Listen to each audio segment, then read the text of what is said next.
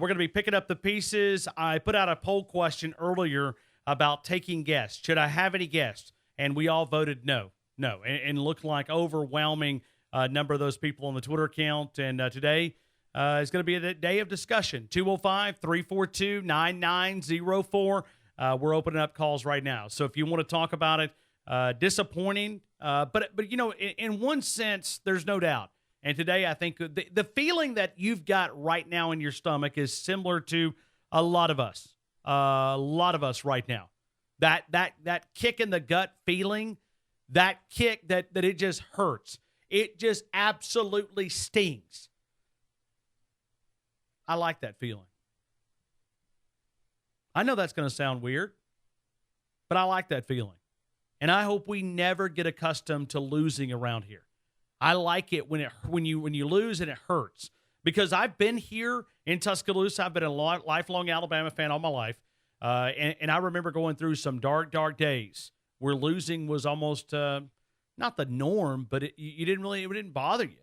And so when you get beat the way that Alabama got beat, and I'm not sure how you can describe it, we're going to try to get your opinions and your thoughts. What went wrong for Alabama? Very simple. Clemson took Alabama to the woodshed. And as I was walking out of that stadium last night, and the comments were very simple, I said, they got outcoached, they got outplayed, but it was just one of those country boy butt whippings. Clemson took us out back, and I heard Martin Houston this morning. He said, Clemson bammered us. They out-bammered us. And that's Alabama hands out these butt whippings all the time.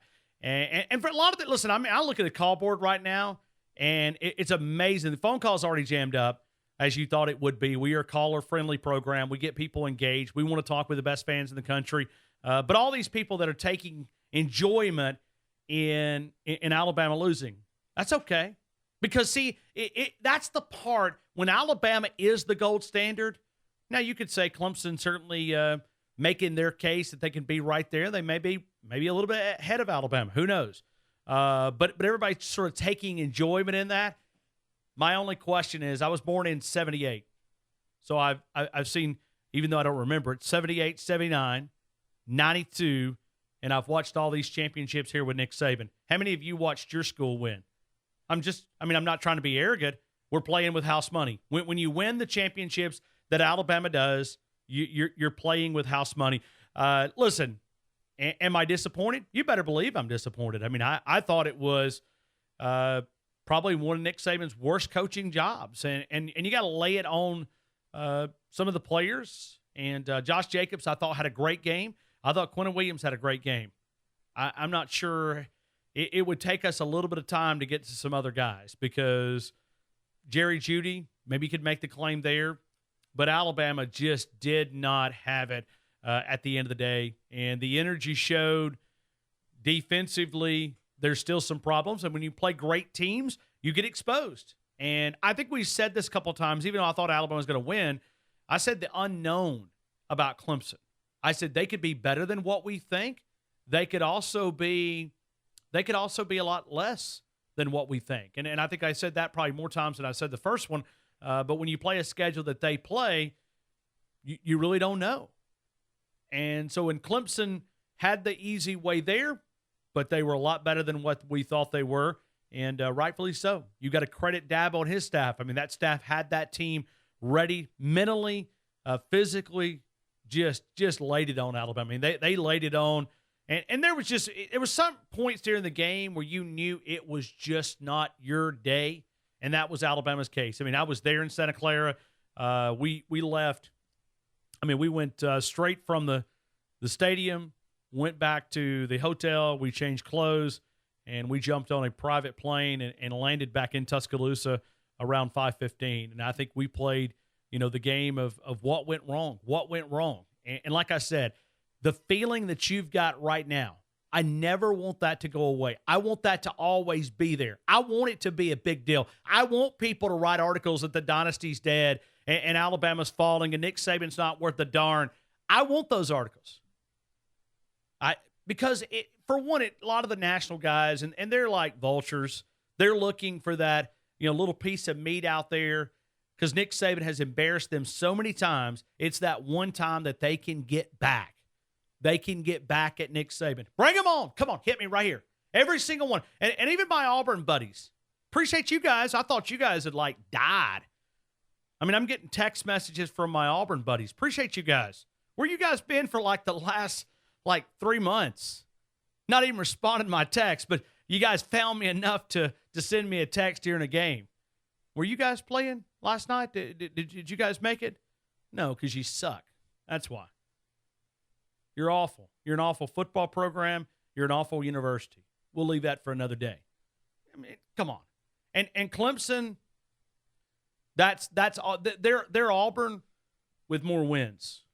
Bunch of hillbillies. Man, we were in the section with Clemson, and you just had to be there to understand it.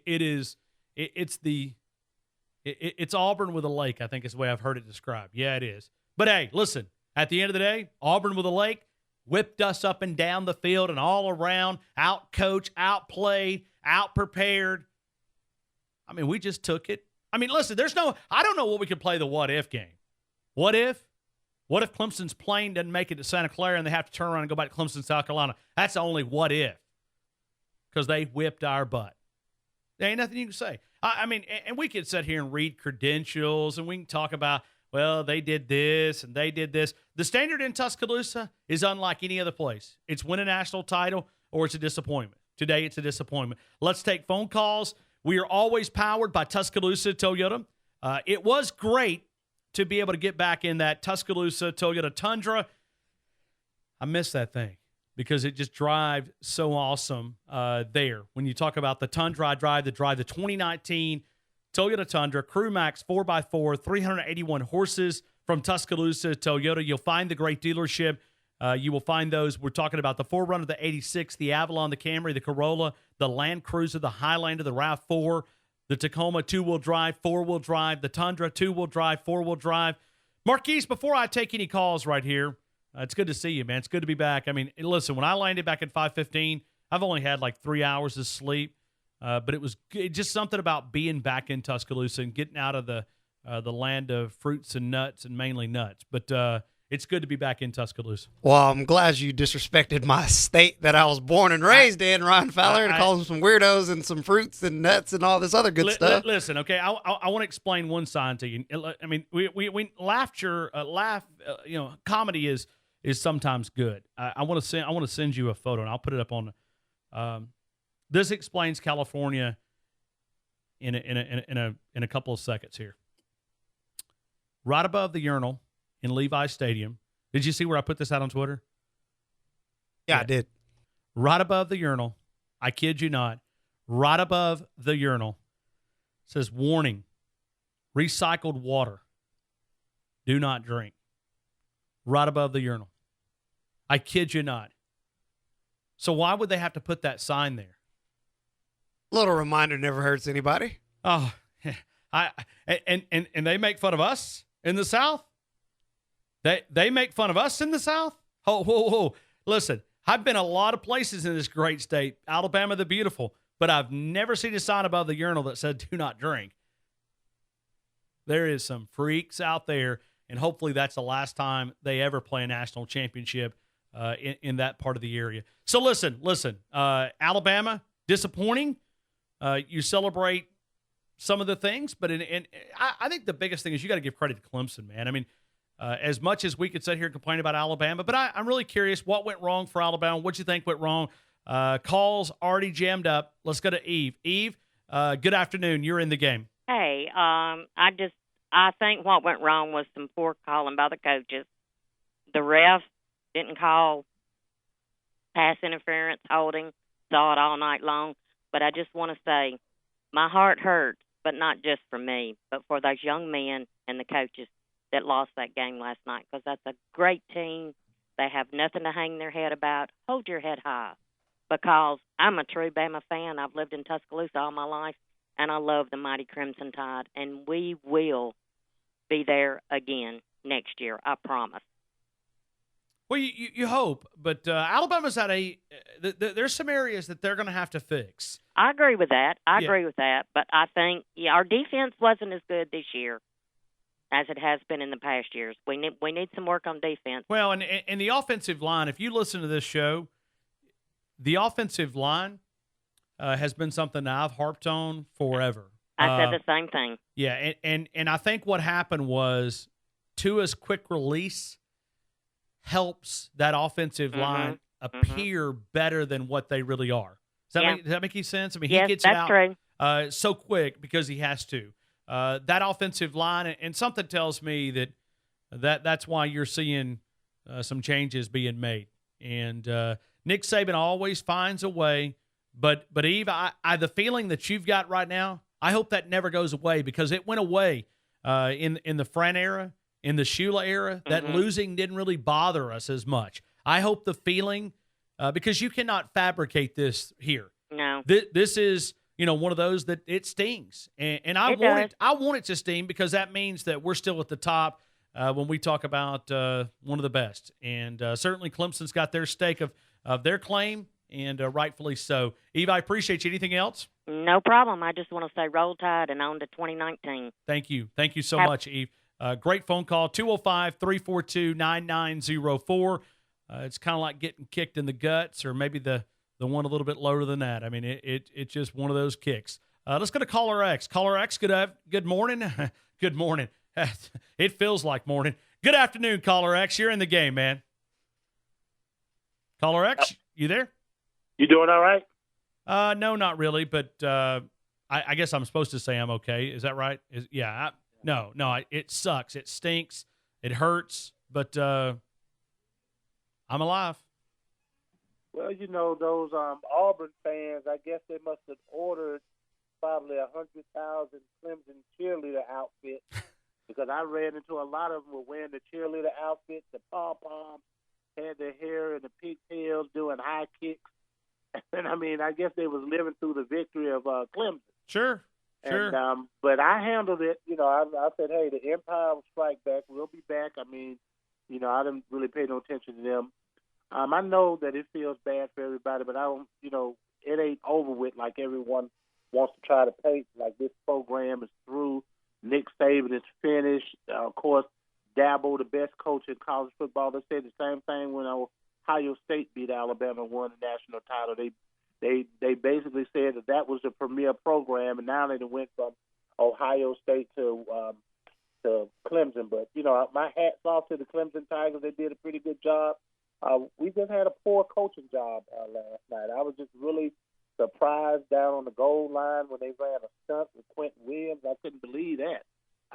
Why would you take your best defensive player and run a stunt with him so the running back can run straight up the middle? And the play calling on offense, I never really could understand that either. But those guys get paid a lot of money to make the decisions they make, and I'm just a fan. I just saw it just as poor coaching and poor performance as far. But Caller X, let me ask you this: and winning covers up a lot of things. Is there any chance that a lot of these problems were there and we ignored them when you're beating teams by 40 and 50 points, and you kind of ignore those?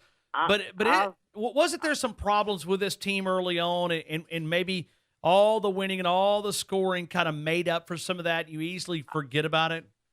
I saw that. I saw that the defense wasn't dominant all year. I saw that the defense was never improving. And even in the offensive play calling, even when we were winning and having a lot of success, every game we played in, there were always some weird play calling, some weird strange changes, and I just figured, well, maybe they experimented. But to me, the offense seemed like they never really evolved either. I was looking for the offense to do some different things than what they were doing. It's just like they just stuck with the same thing, and it was working. But in the back of my mind, I wondered what would happen if we faced the team and our offense couldn't click. Could we switch and do something else? And I always felt that Josh Jacobs was mismanaged all year. He is the best running back.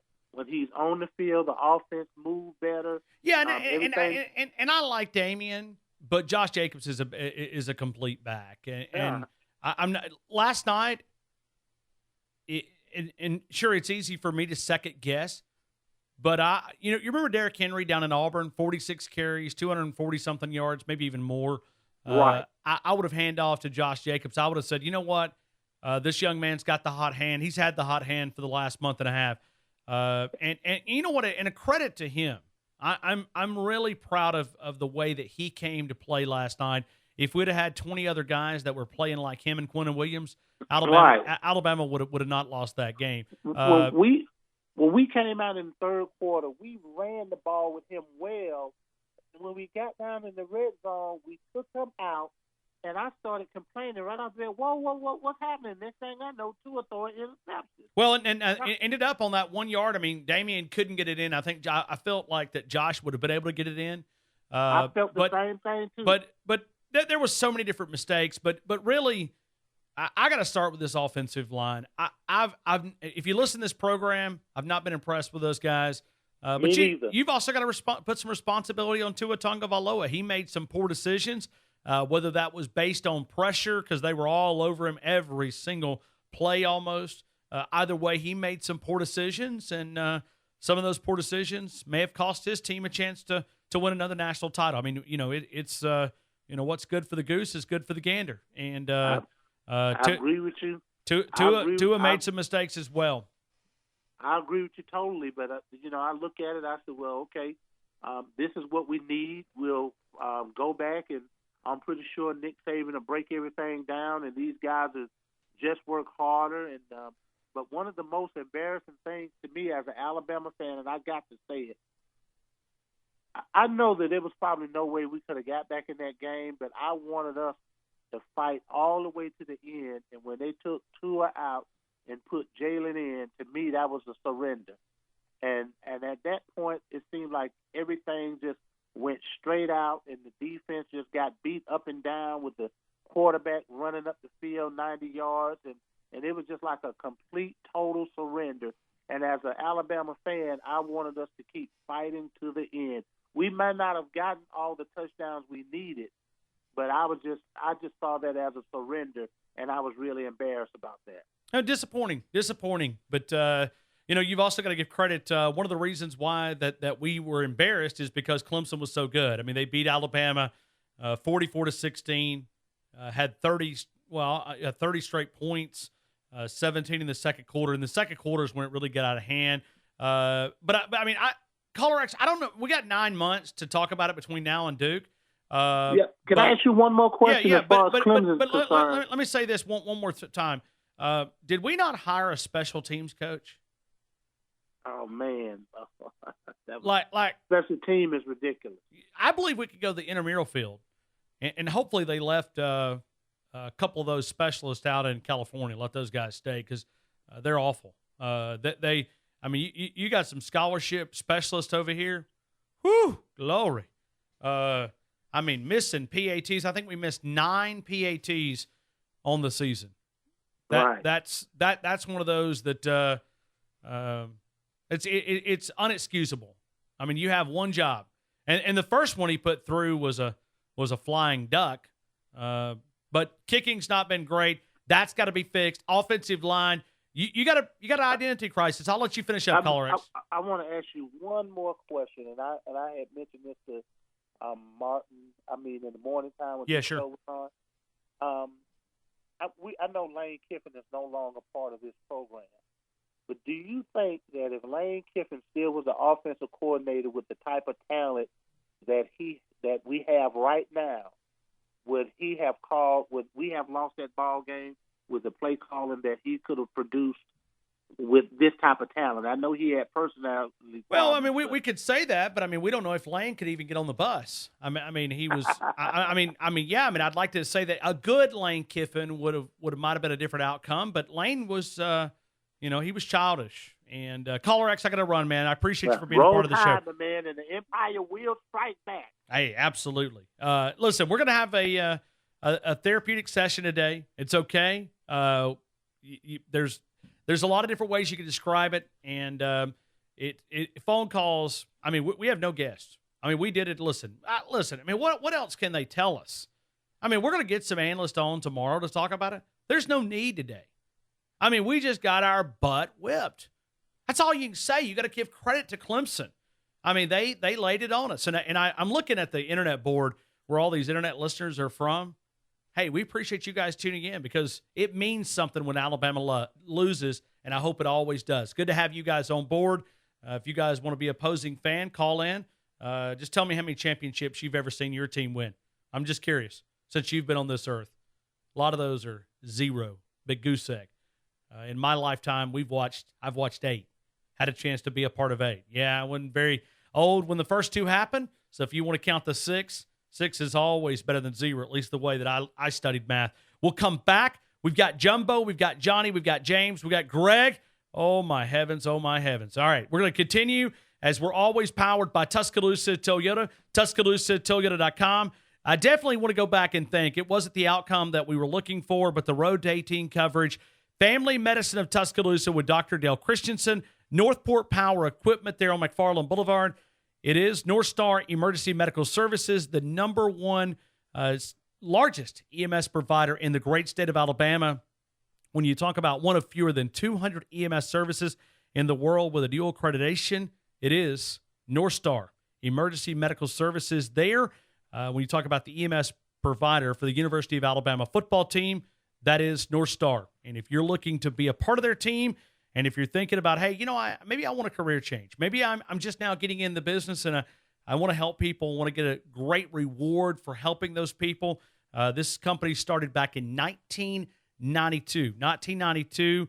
Tony Smelly is from our area. He went to County High, graduated the University of Alabama. They started out with a principal. And if you look at where they built the business as the largest EMS provider in the state of Alabama, it's North Star EMS. And we'll be talking about those guys throughout the next couple of weeks. Title Towel, WhitwillSports.com. I don't know if a rally towel would have even helped last night. We were rallied out. We'll come back. We'll take more phone calls. We'll get into the conversation. It's a sad day in Tuscaloosa. But like I said, I always want that feeling to be there because it means something when Alabama loses. We'll continue. We'll take Jumbo, Johnny, James, and then Greg right here on the game in Tuscaloosa on Tide 102.9 and 100.9, the home of Alabama Crimson Tide Sports. Take the Crimson Tide everywhere you go on Tide1029.com, on Alexa on your Amazon Echo, and the new Tide 1029 app with the all-new Tide 1029. Alabama fans are everywhere. Now we are too. Tide 1029 and 100.9. Hey, Marquise, will you call Southern Ale House in a couple of minutes? I want to ask Justin, Brad, or Brett, what's the best way to eat crow? Like, is it best to fry it? Is it best to bake it? I mean, because we're certainly eating a lot of crow, and that's okay. I mean, it happens. Southern Ale House, 1530 McFarland Boulevard. I wonder if they could help us let this crow taste a little bit better. We got in, as I said this morning, landed back in Tuscaloosa. It was a very smooth flight. Stopped in New Mexico, gassed up, and came on. It was great to be back in Tuscaloosa. I've got a little bit of sleep, but I'm going to run on fumes, and we're going to get there. But I've got a ton of interviews to do tonight following the game. I got to go in Nashville and Seattle and one other. So everybody wants to just soak in the disappointment by the Alabama Crimson Tide, but that's okay. We'll continue here. We got Nick Saban audio coming up in the next segment. I'm going to play that because I think it's well worth the conversation. Let's go to Jumbo. Jumbo, good afternoon, man. You're in the game. Just remember one thing. A sad day in Tuscaloosa is still better than a good day in Auburn. Well, yeah. Well, but see, Auburn fans, they've always wanted to be Alabama, and that's okay. I mean, it is who it is. Well, the Aubies are having their fun today, but you know what? We were there, they weren't. Georgia fans are doing the same thing, and if Georgia wanted to be there, they should have beat LSU and they should have beat us. It didn't happen. Listen, I'm not going to sit here and blame the referees. I'm not going to blame coaching. I'm not going to blame the players. We simply got our behinds whooped, and I still say that Clemson graduates and Clemson people are too stupid to win national championships. It took an Alabama man to go over there and win that school 2 national championships, well, 3, including Danny Ford. So they got us, and that's just all there is to it. We have no reason to hang our head low. We had a fantastic year. 14-1 is nothing to stub your nose at. We still have a great team. I mean, Jumbo, it is if you were at Auburn, but here in Tuscaloosa, the standard is winning a national title. That's even though it's unfair at times, but that is the expectations. It's national title or bust. I'm with that, and I wish we'd win it every year. But, Ryan, you know as well as I do, we can't. We're there. We're the only team in college football that's been there the whole 5 years. And I'm proud of this team. I'm really proud of what they've done and what we've accomplished. And no team has done what we've done over the last 10, 11 years. So Saban is going to use all this as a motivational tool for next year.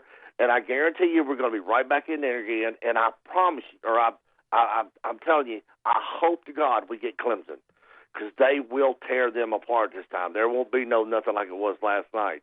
So, and I got a question for you. Friday, I told you that this would be a blowout.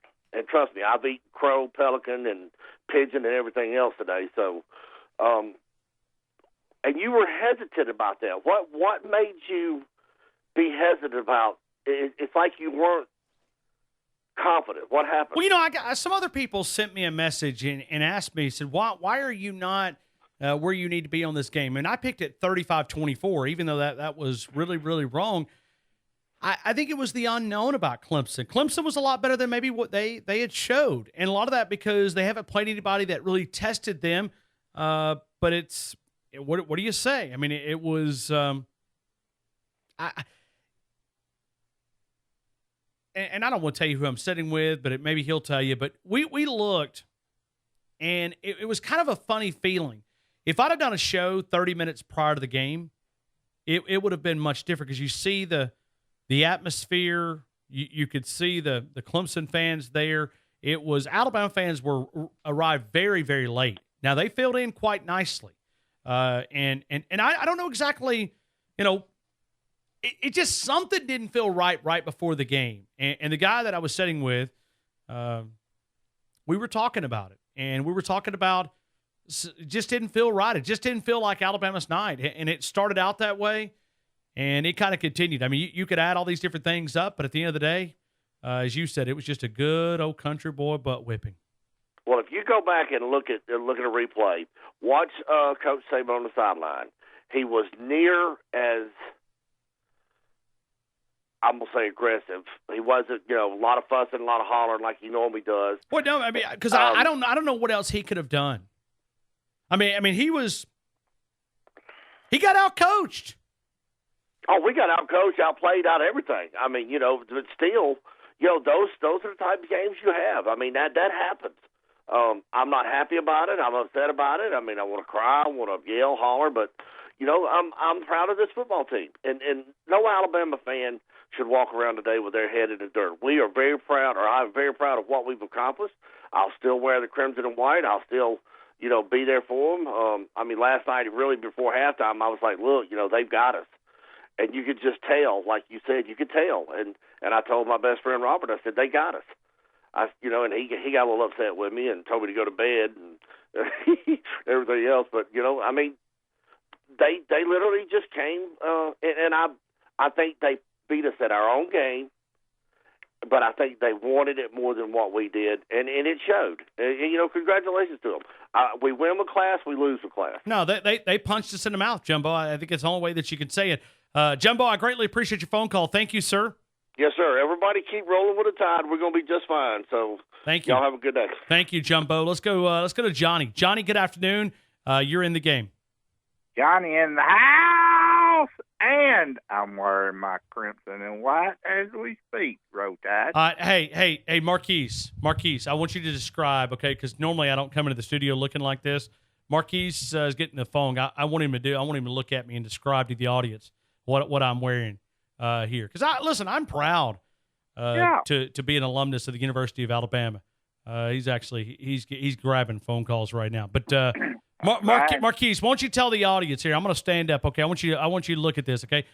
Tell the audience what I'm wearing. Well, Ryan Fowler is currently wearing some sweatpants, which I've never seen him wear sweatpants before, and it's kind of weird. It seems like he's at home I got right in at 5:15 this morning. I've had 3 hours of sleep, okay? But he's also got an Alabama Crimson Tide long sleeve shirt from Nike, and his undershirt also from Nike, Alabama Crimson Tide. You better believe it. Fashion Week here. You better believe for the Crimson Tide. I wish I could take a photo, man. Thank God this is radio. Thank God this is radio, because, man. But listen, I had an easy flight coming back. I mean, listen, I'm back in Tuscaloosa, and I think I've made a vow that I'll never go back to California. That place. Right. Oh, Lord have mercy. Right. Never mind. Right. Yes. Let's take this for a full circle. All right, let's go. All right. Look, it ain't no secret. Did I mention I was never going back to California? Right. Okay. Sorry, I just want to make sure I emphasize that. Sorry, Johnny. Go ahead. Just don't drink the recycled water. What a stupid thing to put up on a urinal. But anyways, Ryan, let's go first. Let's get serious about this, Ryan. Okay. I'm like Jumbo at halftime. I'm like, we're done. I mean, you know, I know that feeling when you walk into a stadium and it just don't feel right, because I was there in 2007. In Bryant Denny Stadium, when we played Louisiana Monroe, and you could tell right off something wasn't right. So, yeah, I've been there, done that. But here's where, we, you know, and some may agree and some may not agree. But think about this, Ryan. In 5 years, Dabo has lost only 2 coaches. In 5 years, Nick Saban, I would say fairly that he has lost 20 coaches.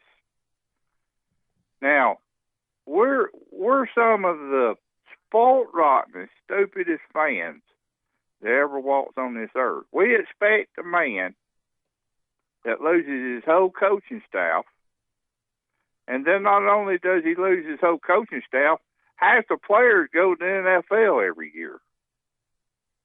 I mean, that's how spoiled we are, Ryan. And I'm sitting there at halftime, and it dawned on me.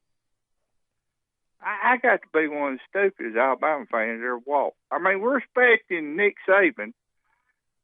What, Johnny? But that's what made year. this season so special. Is he was able to fight through losing all these assistant coaches, having 12 guys on an opening NFL day roster. I heard Jay Barker talking about it earlier, and yeah, I mean, it's just, you know, it's remarkable to see. And I think that's what was going to make this season so special and historic. Is if they were able to finish the job, then it would have been one of those runs that would be historic, and it would be a great way to, go past Coach Paul Bear Bryant. Right. When you talk about that, it would have been a historic run, but at the end of the day, they didn't get the job done. They did not get the job done. Ryan, listen to me, dude. If Dabo, and I take nothing away, look, here's the bottom line. They were on their chin strap all in. They went completely 100% all in last night. They was breaking cornerbacks off, hoping to God they could intercept the ball, because they didn't. We was going for a touchdown. They went all in, Ryan.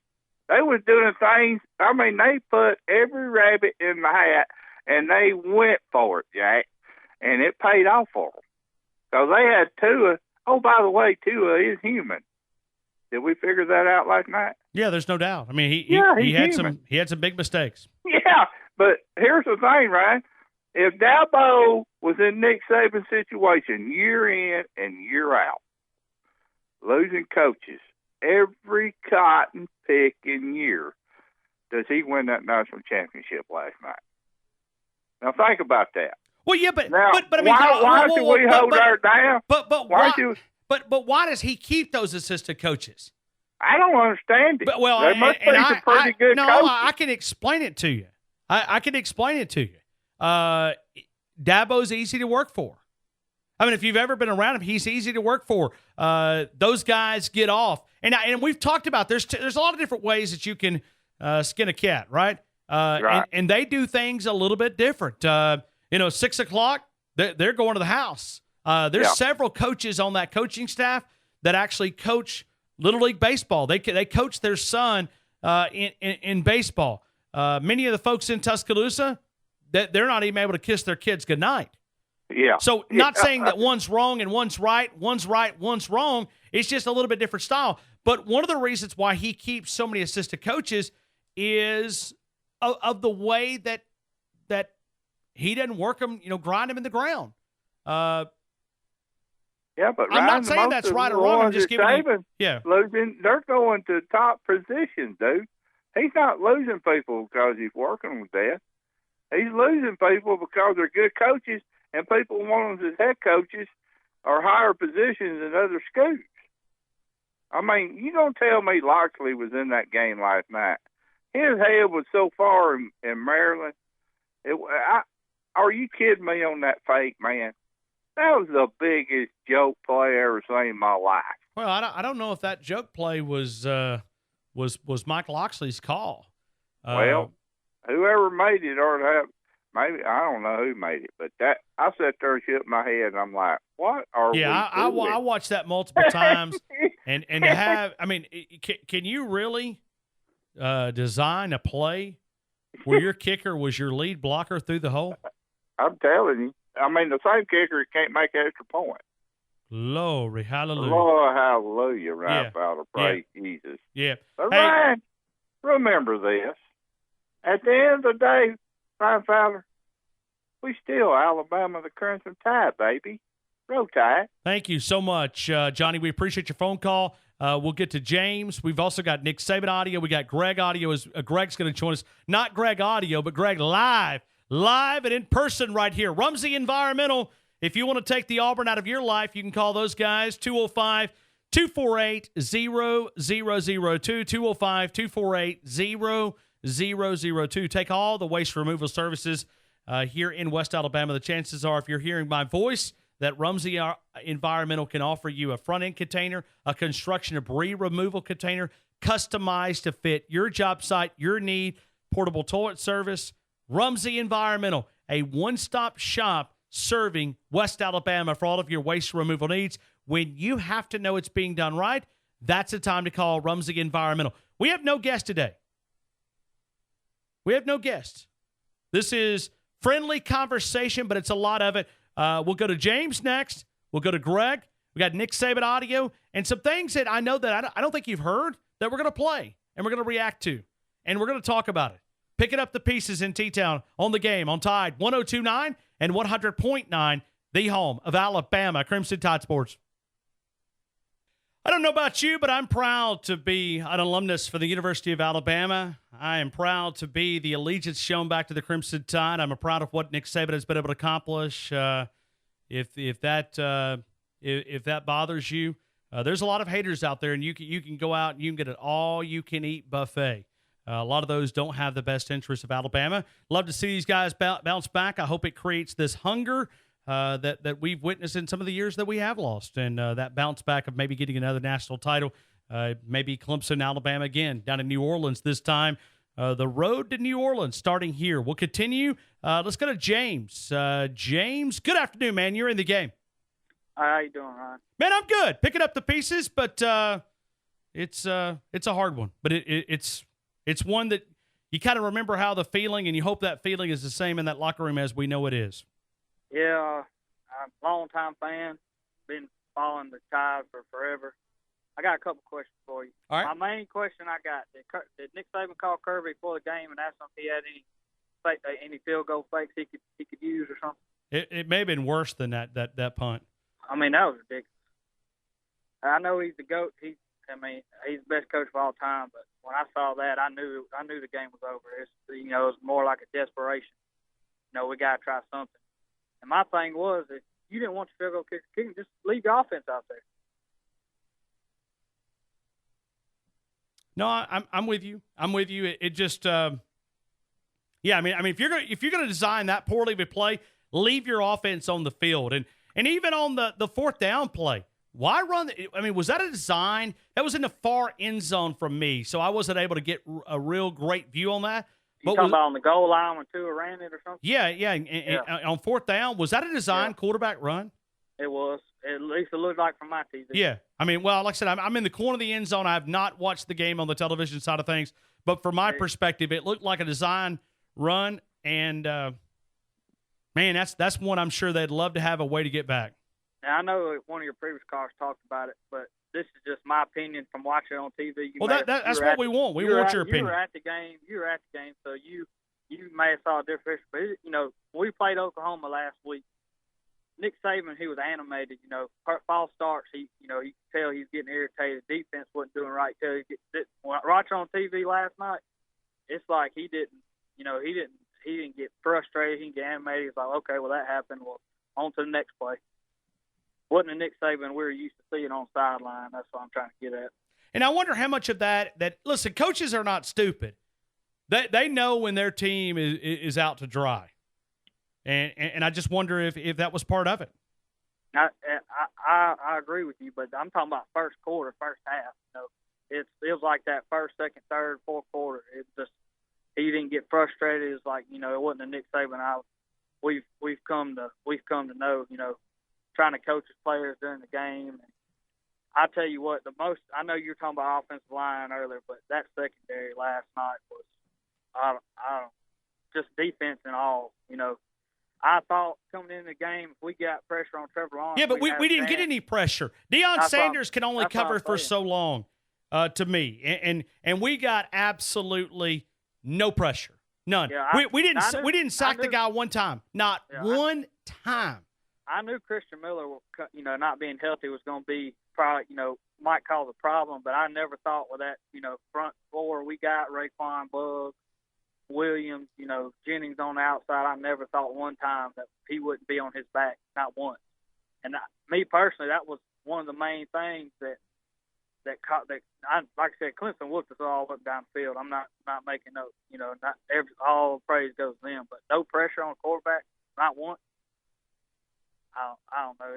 It was hard to watch last night. I ain't gonna lie to you. No doubt, my friend. No doubt. It stings. It hurts. Any way you could describe it. That's the way we feel today. But it's this is friendly fire, and it's going to be a long off season, but it's going to be very intriguing off season because Nick Saban has got some dilemmas to face. He's got some decisions, and I think it starts with who do you want to be. Who do you want to be? What do you want to be? They've got some issues when we begin to talk about defensively, where they want to be. They got to find an alpha dog. Oh, yeah. And Mac Wilson, I love him. He's a good player, but last night you could just tell, I don't know if he was shell-shocked or not shell-shocked because he's been there before, but you could just tell, as a whole, they didn't have it last night. You could just tell. Well, thank you so much, James, for your phone call. All right, appreciate it. Hey, absolutely. Thank you for calling in. Oh, Lord, I'm dreading this. I feel like I'm going to eat some crows some more. Greg, good afternoon. You're in the game. Hey, Ryan Fowler, this is me. Yeah, this is you. Hey, I heard, man. Let me let you know. Everybody want to know why Nick Saban didn't hoop and holler. Y'all remember halftime he said these were the plays that we had problem with other teams, but we did not practice for that. You see what I'm saying? That's number one. That's why he didn't hoop and holler. It makes sense. Because, like I said, he got out-coached. That's number two. But my thing with you, Ryan Fowler, I think 2018, when we played Clemson, you remember that? Who won that game? Did Bama win that game? You talking about the one we just played or the one? No, 2018. Last season. Oh, yeah. Actually, that was the end of yeah. Yeah. Right. So, who was the quarterback then? That was Jalen Hurts. Okay, thank you, sir. Now, Greg, let's start. Let's not start the nonsense, okay? Okay, I just ask a question. But I know where you're going. Let me ask you a question. You think Jalen Hurts could have done better than Tua Tagovailoa did last night? No. That game would have been 65-16. 65-16. Well, we will never know then. No. Sure we know. Yeah, it's very easy to know. I that? We played against the same players that Tua played against. I mean, this season. Okay. Then defensive player. Then Martin said these players said they were going to stay an extra year just seeking the win. Now, I ain't trying to upset nobody. Now, you might be right. We probably would have lost. I'm not trying to put nobody down. No, because the sustained drives, even though they didn't cash in on the sustained drives, they got inside the red zone. Those would have been punts, and sometimes our punter's not very, No, but at the end of the day, listen, you could pretend. I just want to know why the man, he didn't transfer and nothing like that. He said to help the team, and he didn't get an opportunity. That's all I'm saying. Yeah. Now, I know it's a hurting feeling, but, when he got an opportunity when he played against Georgia, you know what I'm saying? But that nonsense too, ain't it?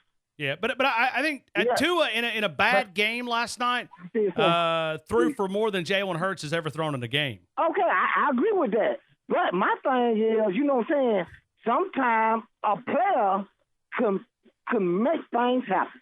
You know what I'm saying? We don't know. We never will know. I'm not trying to put no player down. How I get down. I put the whole team down because it was a team effort. But I did have a couple questions, and I had one to ask you. But see, no. Well, here's the one question that you asked: would Jalen Hurts have made the difference? Yeah, he'd have made a difference. Yeah. It would have been 65-16. Yeah, he would have made a difference. Okay, so that's your opinion. Well, I mean, okay, how many of the sustained drives would have been 3 and out? So, I mean, we've watched that story before. Yeah, and we also seen 2 of them 3 and out, right? A few times, yeah. Well, partner, listen, let's let nigga move and get ready for next season. Roll Tide, Ryan. Hey, roll Tide to you. Thank you, Greg. 205-342. And I saw that all night last night. Put Jalen in. Put Jalen in. Put Jalen in. Put Jalen in. Put Jalen in. Put Jalen in. Put Jalen in. That's ignorance talk. I mean, anybody? No. Surely those people were just saying something to be heard, right? Tua had a bad day. He was still 22 of 34, 295. He did throw the 2 interceptions, were poor decisions. I think he was trying to force some things to happen, and that's one of the things that I think he will grow upon, is to not be willing to throw it out there every single time. But you got to go for the home run ball. Let's go to Josh real quick. Josh, good afternoon, man. You're in the game. What's going on, Ryan? Hey! All Nick Saban would have had to do at halftime is just put Jalen in. Oh yeah, that's all. Man, we wouldn't have scored another point. Oh, well, we didn't, but like you said, it'd have been 60. Well, but the thing was even those drives were not cashed in for scores. Those would have been 3 and outs, and you'd punted, and then because your defense was already gassed. You would have worn them out. Oh no, Lord, no. But and I'm glad you just said that. That's what I was going to get to. I mean, that was going to be my main point. Was we've been covering it up all year because of how our offense has been good. Pretty much. I mean, we've been up by 28 points pretty much every game, except for a couple games. But our front seven, we don't have the depth that we've normally had in the past years. Our twos are just not as good as they normally have been. And last night, it showed. We don't have that second tier of, guys that can come in and free up the first guys. So, I think that was the main thing last night. And plus, we don't have that alpha rusher, that outside rusher. They can put pressure on the quarterback. Well, I don't think we have an alpha dog on that side of the football than Quentin Williams. Absolutely. You ain't got that guy. You ain't got a real leader on the defense either. Like I said. Well, I don't know if you just don't have a guy.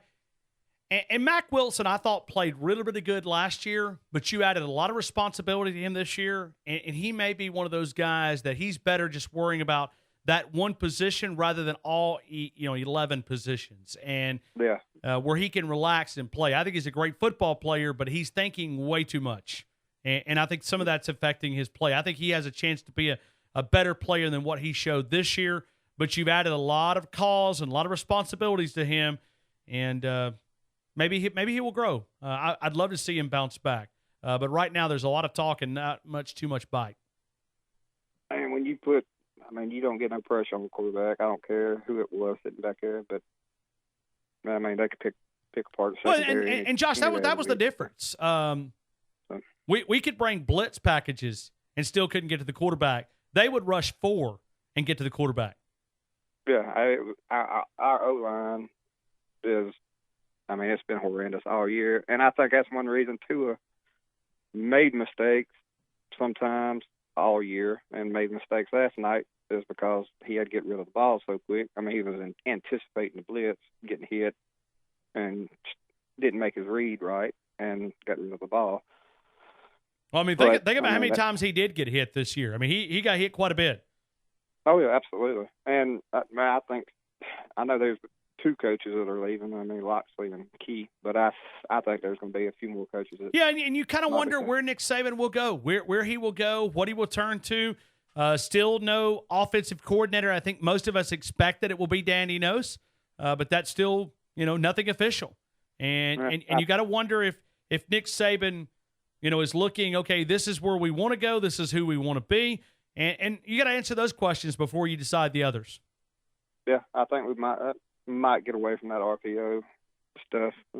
That's just my opinion. But I have no idea. You lose a lot of physicality, man, when you go out there, because here's the question. Here's the way you summarize everything. Josh, if Alabama lined up and it was 3rd and 1, and they picked up a couple of 4th and short, just inches. Thank God for the Wildcat situation, or the Wild Tide, or whatever they call it. But how comfortable would you be in your base offense that they could line up and get 3rd and 1? Not at all. You couldn't put a quarterback under center and hand it off. I don't think they did that all year and picked up the first down. Not that I can remember, or not many times. So. Well, Josh, thank you for your phone call. I appreciate it, Ryan. Roll Tide, man. Hey, absolutely. We're taking your thoughts, your analysis, your comments, what went wrong in Santa Clara. 205-342-9904. This is Tuscaloosa's longest-running sports show. It's a hard day in Tuscaloosa, but I'm excited to talk with you. Cole, hold through the break. You're first up on the other side. Cornbread and more Nick Saban audio. 1 hour in, 3 hours to go. Right here on The Game, I'm Ryan Fowler on Tide 102.9 and 100.9. The home of Alabama Crimson Tide Sports. Southern Ale House. Eat Southern, be Southern. Get you started plates, prime rib rolls, Dixie fries, bacon cheese fries, fried pork skins, and so much more. When we talk about great entrees like the bacon wrapped meatloaf, it's incredible. How about that barbecue smothered chicken? Always top notch. Creole barbecue shrimp and grits, the Ale House ribeye, the biscuit sandwiches, chicken Southern Caesar salad available, the great burgers, great lunch spot, dinner options, daily specials, catering, 205-248-7500. Southern Ale House, 1530 McFarland Boulevard, Southern Ale House. Eat Southern, be Southern at Southern Ale House. Hey, welcome back into the game. We are powered by Tuscaloosa Toyota, tuscaloosa.toyota.com. Always some great deals happening right now. You can view all the inventory and also view the incoming inventory available. Tuscaloosa Toyota and tuscaloosatoyotathere.com. tuscaloosatoyota.com. The Tacoma 2-wheel drive, 4-wheel drive, the Tundra 2-wheel drive, 4-wheel drive, the 4Runner, the Highlander, the Camry, the Corolla, the 86, the Avalon. Some great pre-owned inventory as well. Regardless if pre-owned side or the new Toyota side, it is one price, one place. You get that best price up front, no back and forth haggling. Number one volume in the great state of Alabama, right there on Scotland Boulevard and tuscaloosatoyota.com. Let's go to Nick Saban opening comments. I thought he said a lot in a short amount of time. Then I'm going to go into Cole, Cornbread, and then Red's going to be next up. Let's go to Nick Saban and opening comments of what Coach Nick Saban had to say following the loss in Santa Clara. Well, obviously, we're all very, very disappointed, but I'd like to say that I'm very, very proud of what our team was able to accomplish this year, to win 14 games, win the SEC, win the Orange Bowl, have an opportunity to play for the national championship. really proud of our players, really proud of our team. And I don't think that, one game necessarily defines who you are. And that's certainly what I'd like for our players to know. I think you learn a lot from experiences like this. We certainly didn't play very well tonight. And, we had some issues. We couldn't get off the field on third down. We gave up a couple big-time explosive plays on third down and 13, third down and 9. We had plenty of opportunities to score offensively, have the ball at the 1 yard line, get a penalty, end up kicking a field goal, have it down there a couple more times, do a fake field goal and go for it on fourth down and don't make it, get stopped on the goal line on the 1 yard line another time. So got to congratulate Clemson. They did a very, very good job. Quarterback's really good. Their skilled players are really good. We actually stopped the run pretty well and created enough third down situations. We just couldn't get off the field on third down, and we couldn't capitalize on our opportunities that we had on offense. But, the seniors, on this team have done a fantastic job of representing the University of Alabama. I think they've won 50-some games or whatever since they've been here, and they've been a class group and provided a lot of leadership and a lot of good examples for our young players on our team, and we certainly appreciate them and wish them well in their future. Nick Saban talking about third down. If you look at conversions, I think this tells the story within the story. Clemson 10 of 15 on third downs. Alabama 4 of 13 on third downs. I don't even think you even really need to go to the score. I think if you look at that, that'll generally tell the story. 10 of 15 for Clemson, 4 of 13 for Alabama. We've got tons of Nick Saban on. Got some things that we want to play, but right now we're talking to the best fans in the country right here on The Game, Tuscaloosa's longest-running sports show. I'm Ryan Fowler. This is The Game on Tide 102.9. Let's go to Cole. Cole, good afternoon, sir. You're in the game. Hey, how you doing, Ryan? I'm good. Thank you for calling in. Man, just to start off, I'm a stats guy, and like you just said about the third down conversions, it definitely says how the game went. Being down by 15 at half was kind of tough. Just you could see how it swayed in the first half, but going into the second half, the 3 straight drives with turnover on downs inside the 25-yard line, that the play calling in that situation just seemed like that was the borderline of make it or break it. Well, I think that's when you get inside the red zone, everything sort of gets crowded in there. And some of those throwing lanes are not open like they would be if you're, between the 20s. And, I think that's when it pays off to have an offensive line where you can play smash mouth football. And Cole, they did, but I thought they went away from it too much. I mean, they would pick up big chunks of rushing. Let me look real quick on rushing attempts. Yeah. They average of 4. So Coach Stallings told me many, many years ago, why is a 4-yard gain in college football become a negative play? There's a lot of validity in that comment. Mm-hmm. I mean, I feel like early on we went away from the run. I mean, it's hard to develop, like when Tim Tebow had his interview with Nick Saban about changing with the times with the RPO and the spread of offense. But throughout this season, just because we have Tua and we have that true elite quarterback that we really haven't had before at Alabama, didn't mean we had to take it the runaway throughout the season, because we've still been able to show a dominant run this whole season. No, I'm with you. I'm with you 100%. And but I want to get back. See, I think you can still have an elite quarterback, but also be physical at the point of attack. And I think there's too much talent on that offensive line to perform the way that we've performed. I agree. But the one thing that I would have to say for the offensive line is for the notorious greatness that Clemson's defensive line has been praised to this whole season. We only gave up 2 sacks. Now, of course, the quarterback hurries and pressures were a lot more, but I think that would be credit to Brent Venables with the scheme that they had set up, because they had a lot of double A-gap blitz, showing pressures and just mixing up their blitzes and disguising a lot of schemes so it completely messed with Tua, like the pick six at the very beginning of the game. Yeah, they jumped that route quick.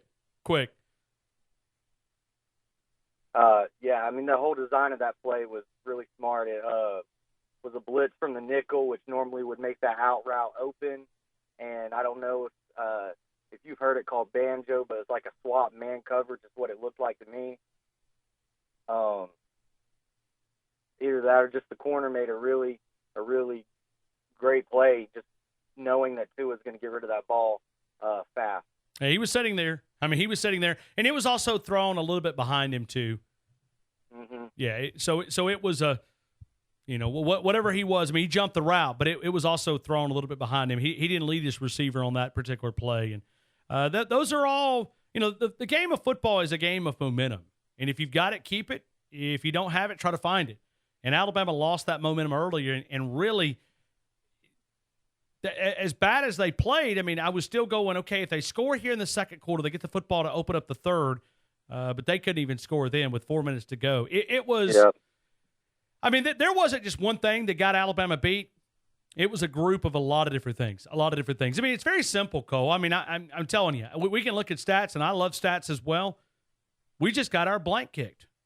Oh, yes, exactly. I mean, offensively, we were outplayed. Defensively, we were outplayed. Once again, we were outcoached. I mean, all sides of the ball, it doesn't, really matter. That's why it was the deficit that it was at the end of the game. But I definitely feel like that this is like you said earlier on the show, that it's a message Nick Saban has to go forward is who do we want to be? How do you let this define you, or do we go and hit the reset button and now Cole, we've got a motivation. I'm going to tell you what I want to be, okay? And I'm not Nick Saban, but I've always thought if you go back to Jim McElwain's teams here, and I know football has changed, I get it, but you don't have to, build the 4-car garage like the Joneses. You can do what you want to do when you got the talent that Alabama does. If you look back, I still think balance is the key. I think the years that we've been really, really good, the yardage at the end of the season between passing and rushing has always been close. And I think when you can do that, you keep that defensive coordinator guessing that he's not able to load up. We'd become a pass-happy team, certainly with a quarterback like Tua Tagovailoa. But I'd like to go back and maybe establish some of that physical attack and be able to – because everything opens up. Even last night when you saw they were gashing them for big runs, what was happening? The pass was open because they were having to bring more help up there to make sure that they were not just going to get run down their throat. So the conversation is, I think balance is the key. Balance is the key. And I wonder if Nick Saban is looking at other options when we talk about OC. I think it's Dan Enos, but also Dan Enos is a pro set guy.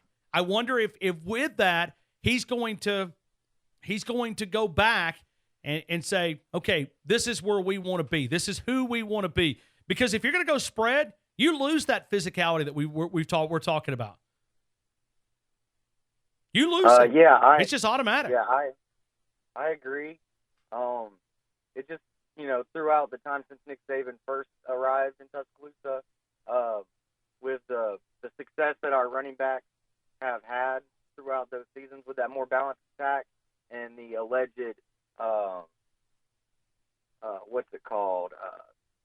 system quarterbacks that we've had before rather than just a pass-heavy offense. I agree with you 100%. It makes more sense because it keeps the defense honest and it doesn't create defense coordinators like Brent Venables can't focus on mixing up schemes and passing coverage and blitzes rather than having to worry about the run. Gotcha. Hey, Cole, thank you so much for your phone call. Hope you have a great day. Appreciate you calling in today. Thank you so much, man. Roll Tide. Absolutely. Let's go from Cole to Cornbread. Cornbread, good afternoon. You're in the game. How you doing, Ryan? I've had better days. Yep. Ryan, just lead me over to your couch and send in your best psychiatrist for a minute. Okay, hold on. Just Cornbread, you lay right here. Yeah, I need to stretch. Right here. Stretch out a little bit. Okay. Hold on. Let's do a breathing technique before we get started. Okay. All right. Here we go, Cornbread. All right. Breathe in. Yeah. And push out. Push every bit of that air out. Every bit of it, as much as you can do. Breathe in.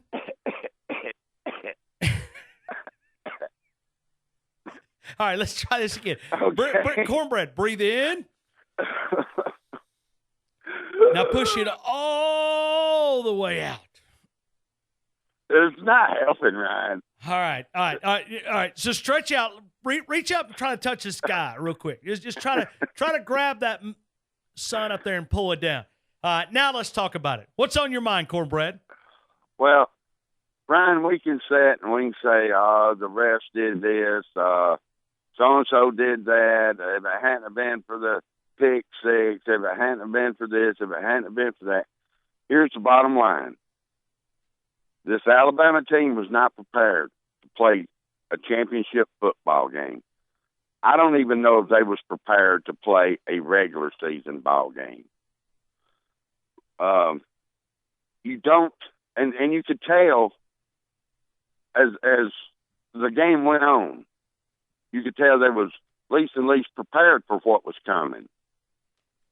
And that's one person's fault. I mean, if you have to point a finger, you have to point it at one person. This team was not prepared at all to play this ball game. Let's go player for player. Let's go look at these two teams. Is Clemson's football players 4 touchdowns better than Alabama's football players? No. Is Clemson's football players better than Alabama's football players that's not prepared? Are they 4 touchdowns better? Yes, they are. Absolutely they are. And that's what happened last night. My biggest problem that I'm going to walk away with is I've heard it in the SEC championship game. I heard it in both playoff games from every player that was interviewed on Alabama. This is just another game. Well, Ryan, it's not just another game. No. Cornbread, you come on now. Bring it to us. Look, no. Now that it's just another game on the schedule. That may work during regular season. But when you start telling that to freshmen and sophomores like we got on this team, they're not understanding what you're saying. Yeah. These are you are preaching. Come on, Cornbread. I mean, this is valuable stuff because you do hear that quite often. This is just another game. I never heard it from a Clemson player. Well, and that was the problem. Alabama did not match the energy that Clemson had. And that's probably one of the reasons why. Great point, Cornbread. They was not prepared. That's what I'm going back to. They was not prepared. Yeah, they was prepared to play bandy. They weren't prepared to play the national championship game. But, hey, we got next year. We'll get out there and we'll get it on next year. Fine. Roll Tide, brother. Hey, thank you, Cornbread. I appreciate you calling in. 205-342-9904. 205-342-9904. The one Nick Saban audio clip that you need to hear is next. Red, hold through the break. You're first up on the other side. Doug, you're second. Dawson, you're third. And we've got one line available, 205-342-9904. 205-342-9904 as we continue to pick up the pieces here in T-Town on the game on Tide 102.9 and 100.9, the home of Alabama Crimson Tide Sports. It's Adams Heating and Cooling, 205-339-6540. I know it's beautiful outside, but at some point the weather is going to turn cold. It will turn cold. Are you ready for it? If not, you should be. 205-339-6540. A lot of time, these preventative maintenance agreements, $89 covers you the fall and the spring, and it gives you the opportunity to make sure that you are ready for either the hot weather or the cold weather this time of the year. You get that fall and spring checkups just to make sure. A lot of times you can save a lot of cash before something goes out, and it's available. Adams Heating and Cooling. Richard Adams does a great job. He was one of our presenting sponsors there on the road to 18. Title Towel. $9.99, lasts a lifetime, and it's available at whitwillsports.com. North Star Emergency Medical Services. Those guys do a great job of serving our community in those time of needs. Opened in Tuscaloosa County here in 1992. We would not have been possible without North Star Emergency Medical Services. Northport Power Equipment, Family Medicine of Tuscaloosa with Dr. Dale Christensen. He is my doctor. And, Doc, can you help me out? I mean, is there anything that I can take to make sure I feel okay? Because I don't feel okay today. I'm just down. I mean, is there anything that you could just, Dr. Christensen, can you help me a little bit? I mean, can you just erase that bad dream and let's start this thing all over again? All right. We're gonna go to Red here in just a second. Nick Saban on mistakes. What happened, Coach? This is what he had to say. You know, first of all, you got to give Clemson a little bit of credit. They have a really good team. I think the responsibility for us not playing well really starts with me. You know, we obviously didn't go out there, and they did do some things that we weren't prepared for, but you always expect that. A couple bunch passes that Oklahoma ran and some other people that, you know, we had to make adjustments to at halftime. But, you know, I thought the players prepared well for this game, and I think that, you know, they just got outperformed. It wasn't like we just didn't cover a guy. I mean, we tried to cover number 8. He caught the ball, made a big play. We were in 3 deep zone when number 5 catches the ball and runs, you know, 50 yards, 60 yards for a touchdown. Guy doesn't play the deep third properly. So, you know, those responsibilities start with me, our staff, and all the coaches who try to get these guys ready. And when we don't play well, I feel like that's a reflection on the job that we did, the job that I did. And, you know, but, you know, Clemson did a really, really good job. I mean, I know the score. There's a lot of good things that our team did out there today, especially on offense. We did stop the run on defense, but we couldn't get off the field on 3rd down. So, I mean, sometimes we just didn't get them covered. A couple times we made some errors on things that they did that we had not practiced that were difficult, and they're pretty good. There it is. Nick Saban, not really making excuses, trying to give credit as much as you possibly can. Very simple. Alabama got their tail whipped. You ever been in a fight and the other guy was just better than you were? Yeah, that was Clemson. Red, good afternoon, sir. You're in the game. Ryan, first of all, this is to that wino that called in earlier. If he hadn't passed out during the game, he would have seen we did put Jalen in the game, but he sure as hell didn't change the scoreboard. Yeah, and Ryan, Tom Brady could have been wearing crimson last night. I was about to say Joe Montana, but Tom Brady will work. With that most awful O-line that I've seen in my 60 years of watching Alabama, he couldn't have done nothing. I mean, that big old end for Clemson, he was pancaking Jonah Williams like a rag doll out there. I mean, that was so embarrassing. And then I don't understand, Ryan. Jacobs and Najee get us down into the daggone red zone. And I honestly felt like when I see Damian Harris come out on that field, I have the same gut feeling when I see that kicker come out there. That's how much confidence I have. And I've been trying to tell you this the last few games. You didn't want to believe it, but you sure got to see it last night, brother. I'm a believer now. I mean, maybe I wasn't a believer in November, but and you got that handful that's on the defense. They sold out. I don't give a crap what people say. They sold their teammates out. I am so thankful that some of them are seniors and gone, and them juniors, I hope the hell they get out of here. I mean, this is more than, there's got to be a word. What's a word that's bigger than embarrassing? I mean, this was bigger than a country boy ass whipping.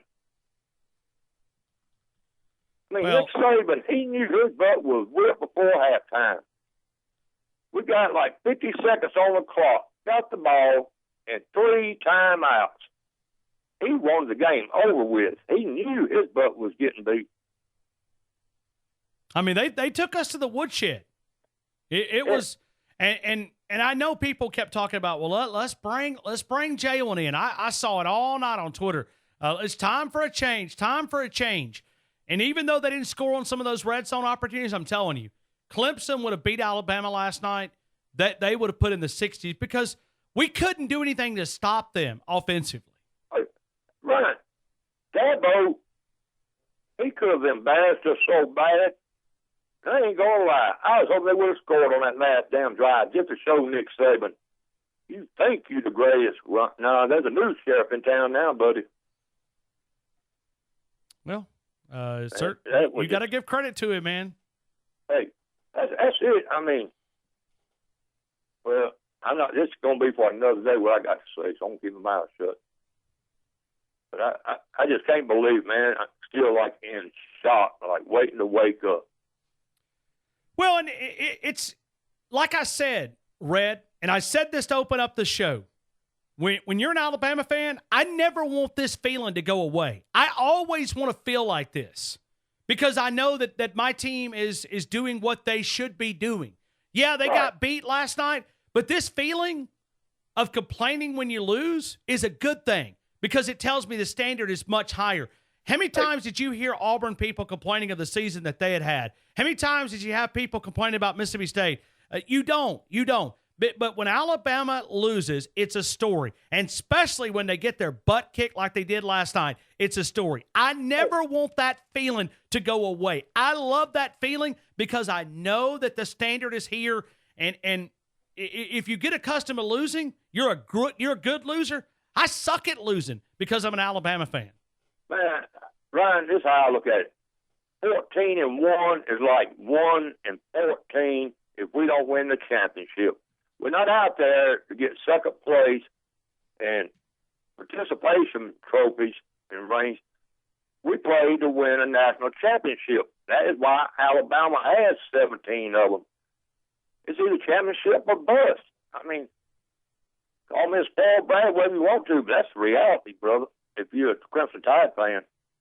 Yeah, no doubt. And Red, but it's one of those that we're going to be counting down to Duke 235 days, and the road to 18 will begin in 235 days. Remember this: we are the Clemson Tide. We still 18 bound. I didn't tell y'all what damn year, and it will be a Tongo Bailoa leading us there. Roll damn Tide. Thank you, Red. We appreciate that. AlabamaCU.com, Alabama Credit Union, reminding us to remind you we're 235 days away from Alabama Crimson Tide football. The Duke Blue Devils open up that 2019 season inside that stadium in Atlanta. We'll continue 205-342-9904. Hey, Doug, good afternoon, man. You're in the game. What's going on, Ryan? A little bit. Ryan, you ought to feel good about yourself today, man. You are saving me all kinds of money. I ain't going to have to go to a therapist now. Well, good.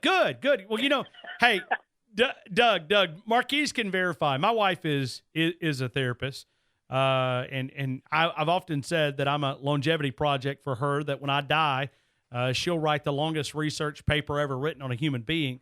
But I called my wife during the break a couple of minutes ago, and I said, what advice would you give us if we're going through, tough times? She just said, keep grinding. And you got to know my wife. She's one of very, very positive, but she said, keep grinding. So I've got 2 hours and two. Well, no, I got tons of interviews tonight. I will get to bed tonight before 9 o'clock. I promise you. But I bet you're going to need it. That's a long trip to go out there to watch that night. Well, and thankfully, I had a great friend that got me back here, and we landed at Tuscaloosa Regional Airport. We were back here at 5:15, smooth, 639 miles per hour. We got that puppy up, and hey, an hour after the game, we were up in the air. And so we were, we got back here in a hurry. So there was only one way to make that sour taste sort of go away, is getting the heck out of Santa Clara, California, and leaving that folks out there to the weirdos. They can keep it, and I'm glad to be back in Alabama. I hear you. That was a tough game to watch, man. Yes, you ever seen that movie Pitch Perfect before? Beginning of that movie, they're getting on that college campus, and they're handing out rape whistles and stuff to the girls that are going to school. I was looking for my whistle last night, man. That just wouldn't stop. That was terrible. I've never seen an Alabama team play like that before. and get out coached so badly was kind of what bothered me. I don't know what the answer is, but to me, if you looked at the defense from the beginning of the year to the end of the year, we still had guys that didn't know what to do. And Saban admitted this is stuff that we saw during the year. Then why wasn't it addressed prior to that? Well, Doug, let me throw it out. Okay, let's go back to right before the season started. Nick Saban said that this is going to be a different type team, that we're going to have to outscore some people. And that worked for 14 games. You almost got the sense that it's almost like the defense, you know how the offense used to kind of rest on the defense, right? In other words, if we weren't moving the ball, punt the ball, let's let the defense get a stop. We'll wait for them to make a mistake, and then, we'll eventually punch it in, and we'll just kind of smother people. I really got the sense that kind of the mindset the defense had for a good bit of the year was, we're not playing great, but, the offense is going to bail us out. And the problem is when you play great offenses like Clemson has, or great defenses like Clemson has, that offense is not always there. I guess that's why they say defense travels. And ours never got off the plane. Quick question. Well, but Doug, the one thing, we heard all about Dexter Lawrence and all of that, but, Alabama went through, not only they lose a ton of players, they lost a lot of players to the next level. I think it was 12 on opening day roster, but they also lost some significant injuries. And last night, Alabama was down to their fourth-string outside linebacker. Think about that for a minute. How many other teams, and I'm just trying to look at things half full rather than half negative. I mean, we've certainly we'll have 9 months to reign, and we'll cry, and we'll bellyache, and we'll moan. But think about it. Terrell Lewis, that's a stud that you lose in July with an off-the-field ACL injury in training. Then you look at Chris Allen. Boom, bam, there you go. And then last night, Christian Miller. We could not get any pressure. We did not sack him one time. That's a huge loss. That's hard to deal with. Yeah, I'm going to ask something. I hope it's not a dumb question, because obviously not just the players, but with the turnover from the coaching staff, you lost basically your entire defensive staff. No, you did. You lost your entire defensive staff. I didn't feel like Tosh grew as well as he should have during the season. Not that I'm this great defensive mind, but we were still making the same errors in January that we were making in September. Guys not knowing where to be, confusion on the defense, and you saw it throughout the season. The difference was as you saw it in the second half of the Oklahoma game, not quite as much because Alabama had built up such a big lead. But, you even saw it against, even a team like Mississippi State, that they just didn't have the players on offense to take advantage of those mistakes like Clemson does. You don't want to have any more turnover. If you can keep this staff intact, I suppose you have to. But do you think Tosh is the answer at D? I know he's a great recruiter. What do you do with him? No, I don't. You can't lose him as a recruiter. No, I don't. What do we do with it? Well, but see, it was desperation. It was desperation. When we promoted him at DC, we couldn't lose him as a recruiting guy. We couldn't lose him. Could not lose him, because at that point, Alabama had already taken so much loss in the recruiting aspect. He's an elite recruiter. So right. you were kind of pushed in a bad situation. You were pushed in a corner, and to keep him, you had to give him the DC job. And Nick Saban chose to do that. Doug, I don't know if he's the answer. I've got some doubts, and I've talked to some people that are high-level football guys, and I don't understand the game the way that they understand the game. But I've had some people tell me that they've schematic-wise, it's not been pretty. And no, and to Lane. But didn't Nick Saban? I mean, Doug, this is not a surprise to Nick Saban. He told us this back in July and August, that this was going to be a different style team, that we were going to have to outscore people. So Nick Saban, I mean, we could throw stones at him, but he told us this prior to it even happening that this was going to happen. He did. I just kind of assumed that with some – I think Golding is another great recruiter, but, he's part of that tandem there, and I don't see where – this is the worst linebacking play we've had ever at Alabama. I mean, it is horrible. So it's we either missed on talent evaluation, which hasn't been a problem in 10 years with Nick Saban there, or the coaching isn't getting the job done. And I know we need recruits, but Joe Pendry. Well, talking about our offense, Joe Pendry couldn't recruit.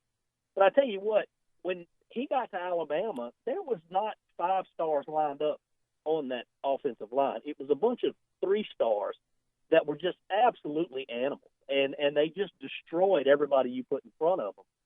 And I missed that. I kind of hope Enos gets the job, not just because of his ability to develop quarterbacks, but I would like to see us. What we got to do is Doug, and I got to go to break.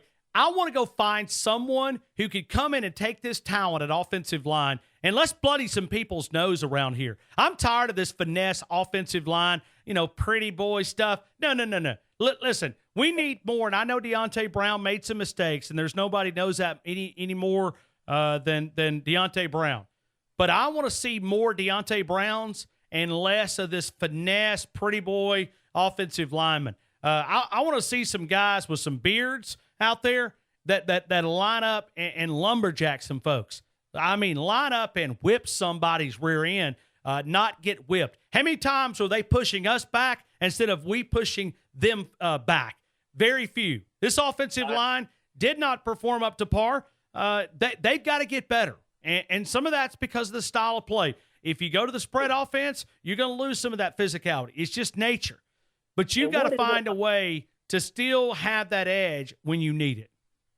What is it about every OC? And it's not just Loxley. I actually thought he did a pretty decent job. And Doug, I got to run because I'm really pushed up against a break. I'm sorry. All right. You have a good one, man. Thank you, Doug, for your phone call. We'll get a break. We'll come back. We got more Nick Saban audio. Dawson, hold through the break. We're coming to you next right here on The Game on Tide 102.9 and 100.9, the home of Alabama Crimson Tide Sports.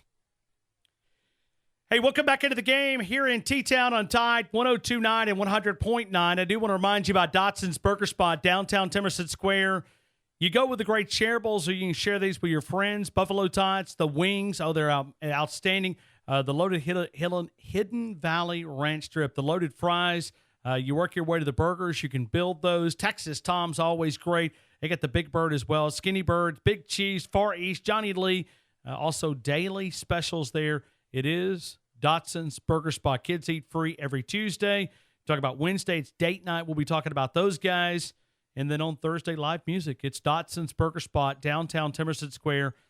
There, we appreciate those guys for being a part of our show. And as we get back to Tuscaloosa and kind of get some things going here, let's go to Dawson. Dawson, good afternoon. You're in the game, man. Well, good afternoon, Ryan. How are you feeling today? How are you feeling today? Ryan, one thing, I'm glad that this is a family a discussion this afternoon and not some hot shot coming on there telling us what happened. And I'm glad it's just Alabama fans venting their frustration. And well, Ryan, I've been through this. I'm 71 years old today. Today's my birthday. Wasn't much of a Happy birthday present Dawson. last night. Thank you. And but I can tell you, Ryan, I've seen a lot of times that we coulda, woulda, shoulda.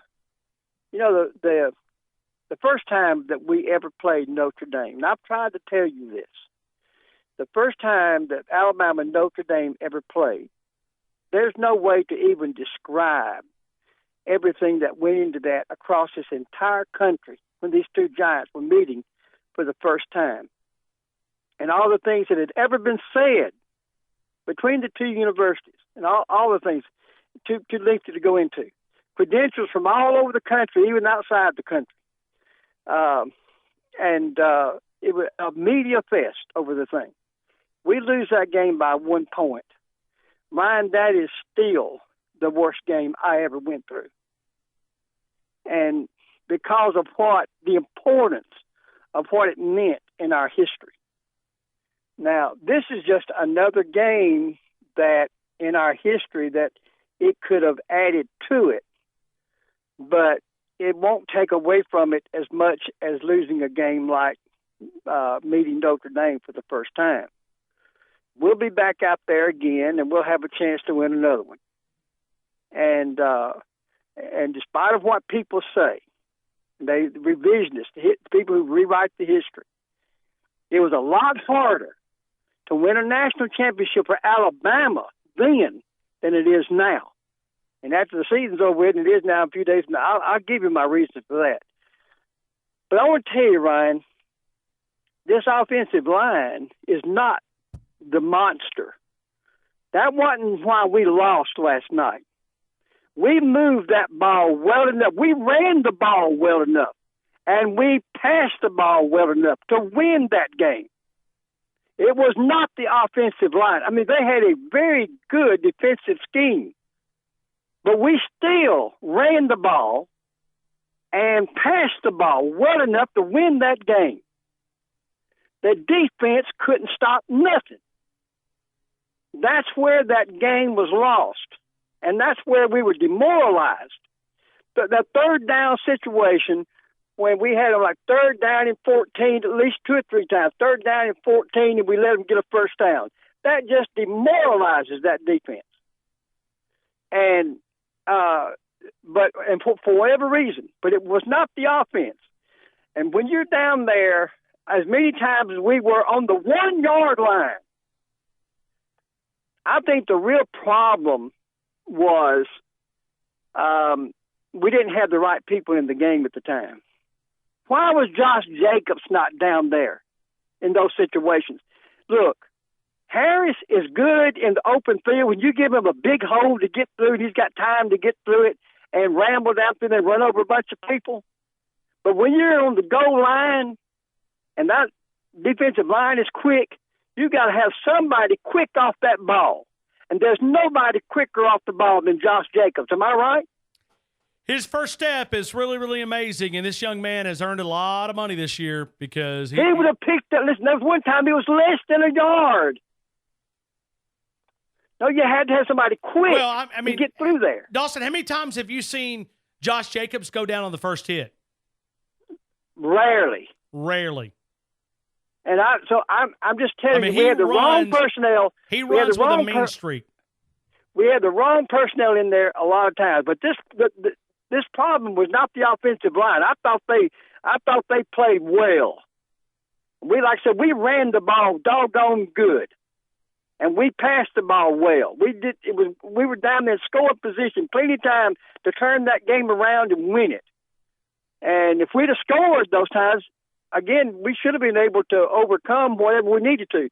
But it was a terrible game plan going in, and Coach Saban did nothing to change it. Nothing. And have you ever seen him not throw his headset at least once in a game when it's critical and people are messing up? Dawson, it looks strange. It did. I mean, I was. He didn't throw his headset. He was just kind of shrugging his shoulders over there. Our players were lethargic. It's like, they're just waiting for something to happen instead of making something happen. There was no emotion in it, and I agree with everybody, is that we did not have – Coach Saban does not believe in emotion. But I got to tell you, there's time when there has to be some emotion. But I say this and I'll jump out of here, but there was a love fest going on, and you led that love fest here in Tuscaloosa. But there was a love fest going on with Clemson before the game ever got started. And, I mean, it was all about Dabo. It was all about Coach Stallings got a player on there. It was all about this one had somebody playing over there. It was all about this love fest for Clemson. But I want to tell you something, Ryan. Dabo Swinney is not Bama. He is Clemson. And he will never be at Alabama. He is Clemson through and through. It's like when Frank Howard played here and went to Clemson and never came back to Alabama. He was Clemson through and through. You couldn't have paid him to come back here. And this love fest with Dabo is just crazy. There's got to be a gnawing my inside only of thought was you got to give him credit, man. He outcoached Nick Saban. He's done it before, and he did it again last night. Well, that's all. Ryan, I say this now, jump out of here. But look, we were out-coached before the game, and we were out-coached during the game, and their players wanted it a whole lot more than we did. But you know what? We still got the best coach in America, and we still have the best players in America. They didn't have the best players. We did. We didn't do anything with them. Thank you. Roll Tide, man. Thank you, Dawson. That makes one line available, 205-342-9904. Jack in Tennessee, hold through the break. You're first up on the other side. As we move in, 2 hours down, 2 hours to go. Family Medicine of Tuscaloosa with Dr. Dale Christensen, Northport Power Equipment, Adams Heating and Cooling, Tidal Towel.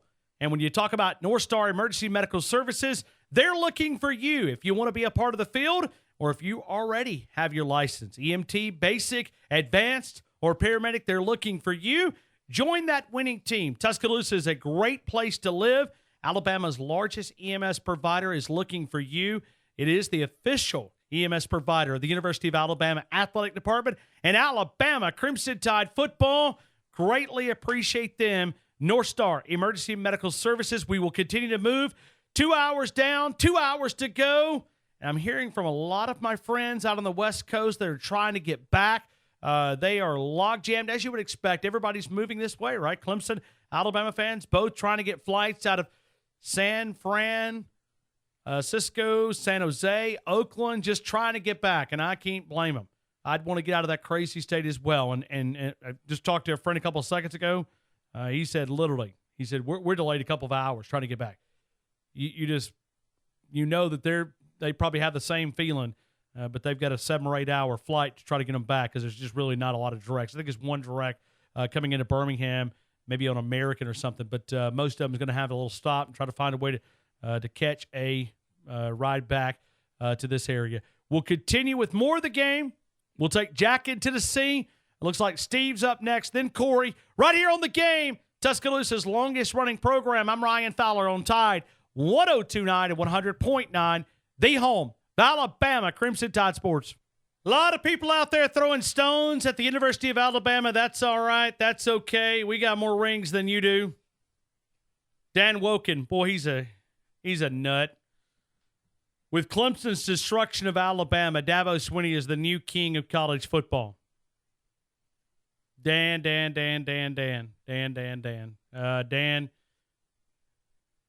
idiot, man. USA Today, reading that article, man. But see, it's all these guys are just waiting to jump on. I mean, it's just like vultures waiting for that piece of meat, that dead possum on the side of the road. Here they come, and now, and we'll hear this. This will be.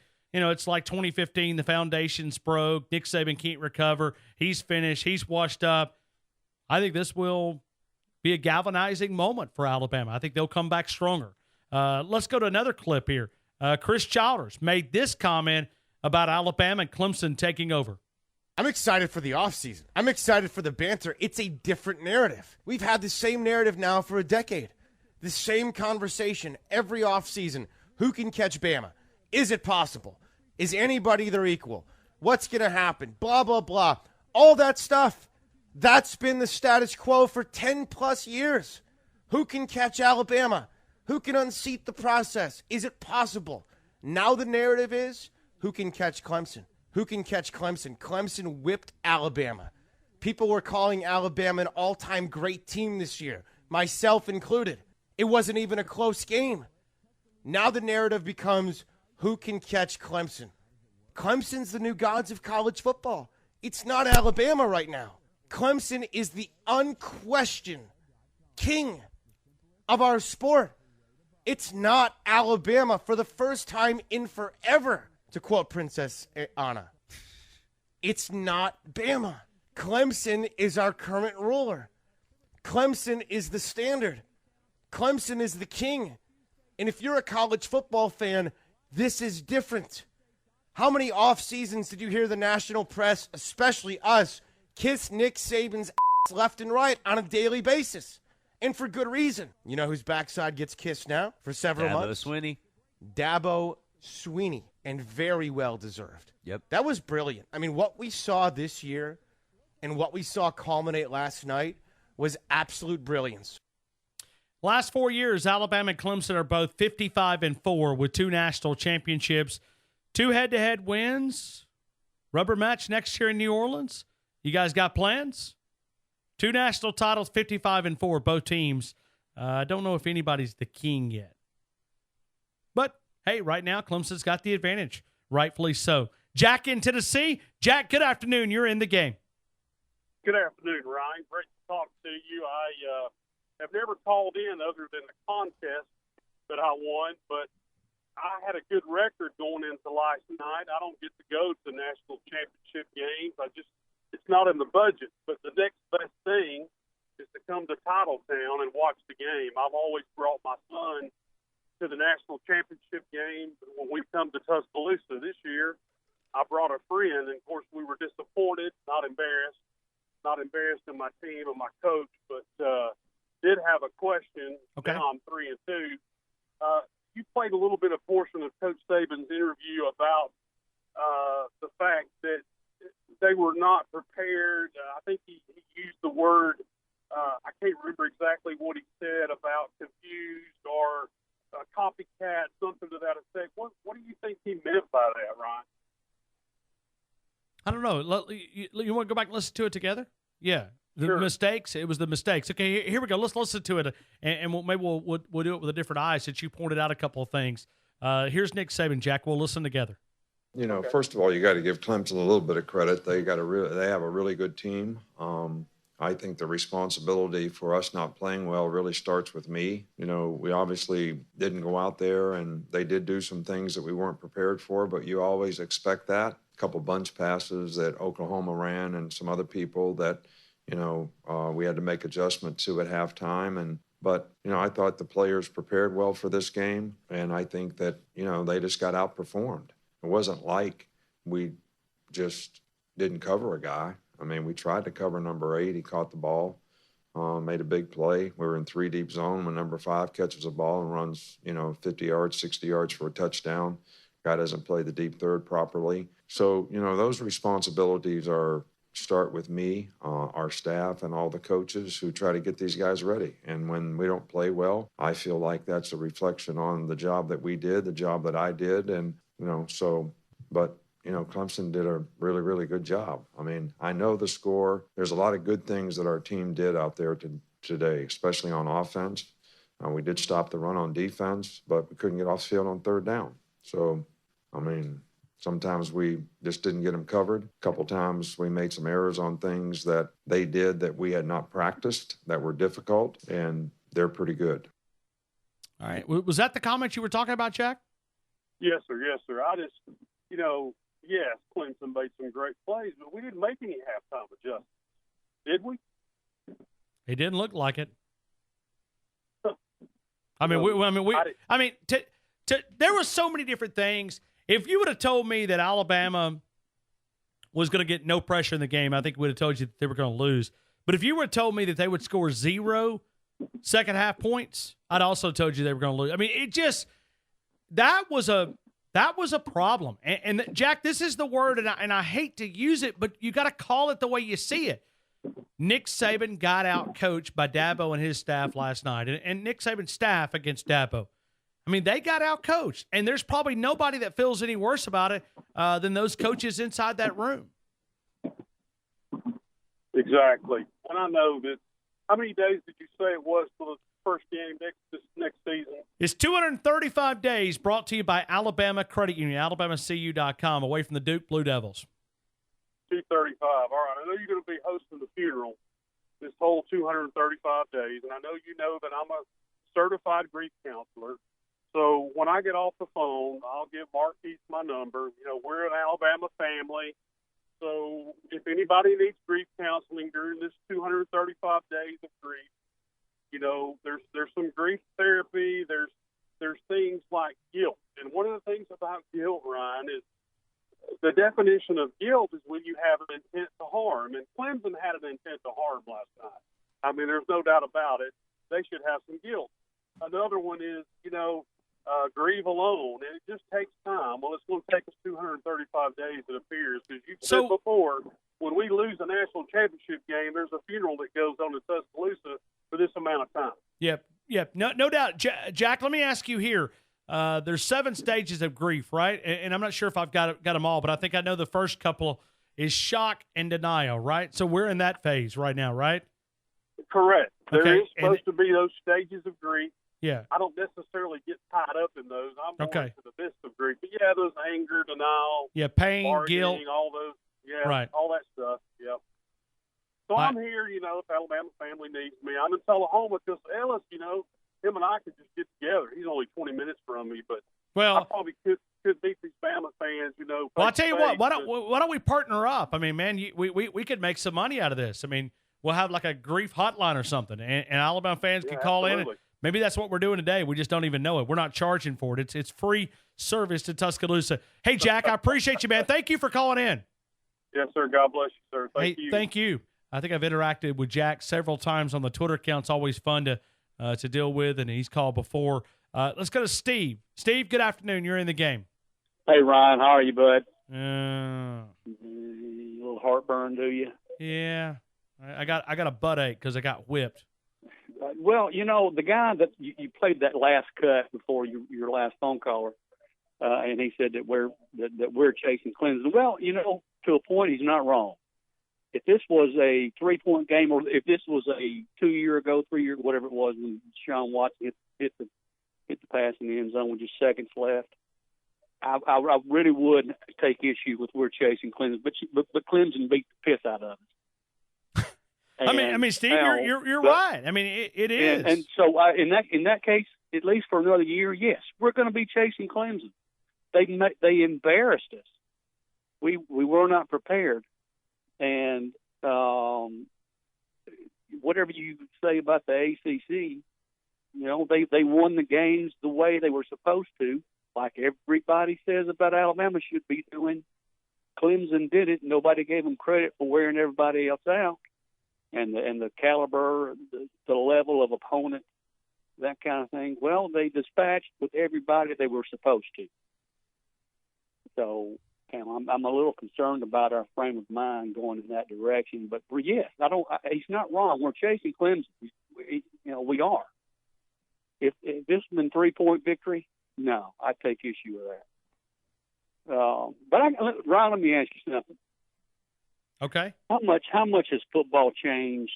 At least the offensive side of the ball. A bunch. Since A.J. McCarron was our quarterback. A bunch, and that's something that I'm going to be planning some shows around.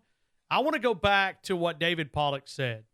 He said, really, and how funny was it that we got called for ineligible linemen down the field? They were holding Alabama. I'm talking about the refs, not holding as in literally holding, but they were holding Alabama to a different standard. They got called 6 times, and I believe it was 60 yards. Clemson had 1 penalty for 12 yards. And they called ineligible linemen down the field, which college football, we talk about Nick Saban in a dilemma. College football is in a dilemma as well. Well, my point is, and as far as Alabama is concerned, A.J. McCarron was probably the best passer. And he was, and in my opinion, A.J. McCarron was an elite college passer, maybe since Richard Todd, at least at Alabama. And you didn't hear about A.J. McCarron. Now, he's not been able to, or not prove it in the NFL, and that's talk for another time. But when we were kicking Notre Dame behind up one side and down the other down the field, you didn't hear about the prowess of A.J. McCarron like we all hear about Tua. I'm not slighting Tua. Don't get me wrong. He is, head and shoulders above maybe what A.J. McCarron was at the time. But my point is, how did we win those games? If A.J. McCarron was not the passer, not the thrower that he was, then how did we win those games? How did we beat Notre Dame so bad? We had to run the ball, yeah, we had a philosophy, and our philosophy was being as balanced as we possibly could. Absolutely. I heard you talk about balance earlier in the show, and that's all my point is anyway. It's not probably anybody else's, but my stars. Why do you go away from something that works? Why do you completely turn your back on it? Why can't you just maybe dial it down a little bit, but still include it. You know, it just seems like we turn our backs on what we're doing, what we're successful at, to throw somebody off. Am I missing something, Ryan? Hey, I'm with you, Steve. You're making a lot of sense to me, man. All right. Well, I'm gonna let you go, brother. But I had to find out if I'm misreading this or something. But like I said, right now we are chasing Clemson. We got a year. It's going to be fun next year because the two of us are not going away. Great point. Great point. Thank you, sir. Thank you, Steve. And it could be with everything that Alabama returns on the offensive side of the football. And then we talk about on that side of the football for them, they also return a lot of those guys. Corey, hold through the break. Brady, I'm going to take you.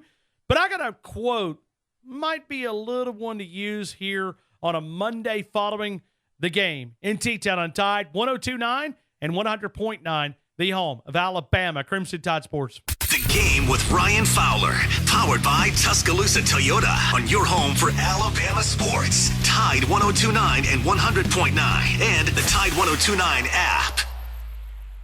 Spiller Furniture and Mattress is a huge part of our program. I love what Shane Spiller and those guys are able to do there. And some great deals happening right now. Those Sweet Dreams sell, which last night, flying back into Tuscaloosa, arriving around 5:15, and it was probably another 30 minutes, and I got in the Symbol Connect. It's just something about that mattress. It starts with that Alabama workmanship that you expect. You spend, as Shane, I hear the ad so often, you spend 1/3 of your life sleeping on a mattress. Why not buy a good one? You got so many different options. Go in, see exactly which one fits for you. They've got them all lined up there, and you could go, oh, hey, this is the one for me. I would recommend that you look at the automatic. You raise your head up, the feet up. You can the different features there, and we went with that, and man, it was a great decision. Shane and I were talking about it. I think many folks know I went through a little bit of a back operation, and that thing has been an absolute lifesaver. Symbol Connect, we're made right here. Also, free pair of memory foam pillows with bedding sets, $999 or more. Apply for credit today at SpindleFurniture.com. SpindleFurniture.com voted it by you, the readers of the Tuscaloosa News, as the #1 mattress store in the great city of Tuscaloosa. Great prices in every department. It's more than just mattresses, bedrooms, living room, dining room, entertainment, office, kids, with those great 14 locations. Easy. Plus, right now, we are offering no credit refused. Now, they also offer 30, 60, 90-day same as cash with approved credit. It's available, making your dollar go further since 1948. That's 70 years. I found something. It's not a Throwback Thursday, but I think it's a good one. I want to read this to you. A lot of truth in what Coach Bryant told us. A lot of quotes that are inspiring. Coach Bryant said, "It's awfully important to win with humility. It's also important to lose. I hate to lose worse than anybody. But if you never lose, you won't know how to act. And if you lose with humility, then you can come back." Legendary coach Paul Bear Bryant. Maybe that's a good one to quote during this therapeutic session in the game in Tuscaloosa. Let's go to Corey. Corey, you were right, and I was wrong. Yeah, this was a hard one to accept because never in a million years would I thought that I would have seen a Nick Saban team be blown off the field like that. And I think many of us knew that Clemson was the only team that could beat Alabama, but I don't think many of us thought that they could just destroy us like that. And I think a lot of us underestimated how good Clemson was as far as how good they were, because they ran roughshod through the ACC, and we criticized their schedule. But when the game started and threw it through the pick six, we were thinking, okay, he threw a pick six, he responded with a touchdown to Judy, but then it seemed like things just got out of hand real quickly. And I saw this stat that kind of tells you something about Tua that I didn't know. Against top 10 teams this year, he was 6 touchdowns, 6 interceptions. and against 9 top 10 teams, he's 37 touchdowns and 0 interceptions. And what that tells, and it feels like his QBR and is like a lot higher against. So Corey, what would you like to have done? Would you have liked to put Jalen in there? No. So, and speaking of Jalen, this is what really made me mad. When they put him in the game, it told me that Saban was feeding Jalen to the Wolves, and that was embarrassing to me because what was Jalen going to do? I mean, that's like putting a soldier out there with no weapon in hand out in the Army, the front line. That was embarrassing. Wouldn't you agree, Ryan? Yeah, probably so. I was embarrassed for Jalen. Because I was embarrassed that Saban did that to Jalen because the Clemson's defense was just teeing off on Jalen. There was nothing he could have done. The game was already way out of hand, and I was embarrassed for Jalen because, like I said, he there was nothing he could have done, and it's like Saban fed Jalen to the wolves of Clemson's defense. That was just wrong in my opinion. Well, they were already full of Tua sandwiches. Might as well have a Jalen sandwich. Did you feel the same way? Not really.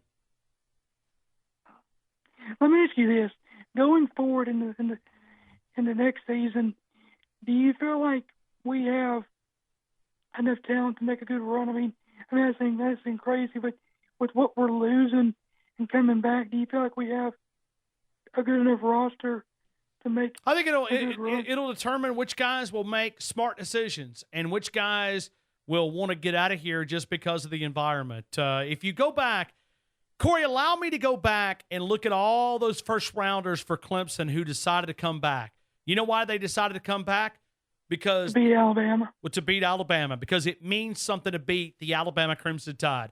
I wonder how many guys on this side of the fence will have that same motivation that many of them had over there. Will they have that same heart and determination to go out and whip somebody? They took it last night on the chin. They got whipped. Let's see exactly how many of them choose to go. And you see some of them out there, they're talking about coming back. I don't know where they were going. I don't know if they were going to Birmingham to play in the Alliance League. I don't know if they were going to arena football. But I kept seeing people on the Twitter account like, I'm gonna come back and all this. Where were you going? I don't know. I guess maybe Joe Pendry's looking for somebody up in Birmingham to play. Some of these cats, man. Listen, that league on Sunday afternoon. If you think last night was bad, those guys on Sunday will eat you up and spit you out in a heartbeat, in a hurry, Corey. And I appreciate your phone call. Thank you so much for being a part of the show. Let's continue. Brady, good afternoon. You're in the game. Yeah, good afternoon. How are you? Not worth a flip. How are you? I have two quick questions. Hello? How are you? Good. How are you? No, I'm just saying, you having a good day? Yep. Nah, I just came home from school and everyone made fun of me. Why is that? Because, everyone at school is just knows I'm a Bama fan, and they come home and then just start making fun of how we got shut out in the second half. And Brady, basically blown off the wall. Brady, how old are you? I'm a senior in high school. Well, so do you live here in Tuscaloosa? No, I do not. I live in near D.C., but I'm attending Alabama. I got you. Well, here's what you tell the losers that you go to school with. You tell them that you've watched more national titles in the last 10 years than their programs will ever see. Yeah. So I always like to say it, and I'm not joking when I say it. You're playing with house money, my friend. And listen, don't let those guys bother you, man. There's probably a lot of bullies out there, but you wear that crimson shirt with pride. It stands for something. It means something. And days like today, when it does sting, I said it earlier, I want it to sting, Brady, because it means that it does. We're not accustomed to losing around here. It's been that way for a long time. Can I ask a quick question? Sure you can. So about Jalen Hurts, like during the Orange Bowl, it seemed like Nick used him like throughout the game on like wildcats and stuff, but they didn't use Jalen at all in the first half, which really surprised me because I think that could have opened up our offense on some of those like 4th and 1 plays and third and short.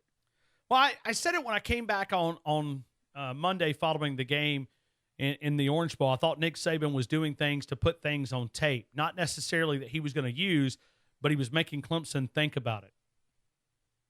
And obviously that didn't work.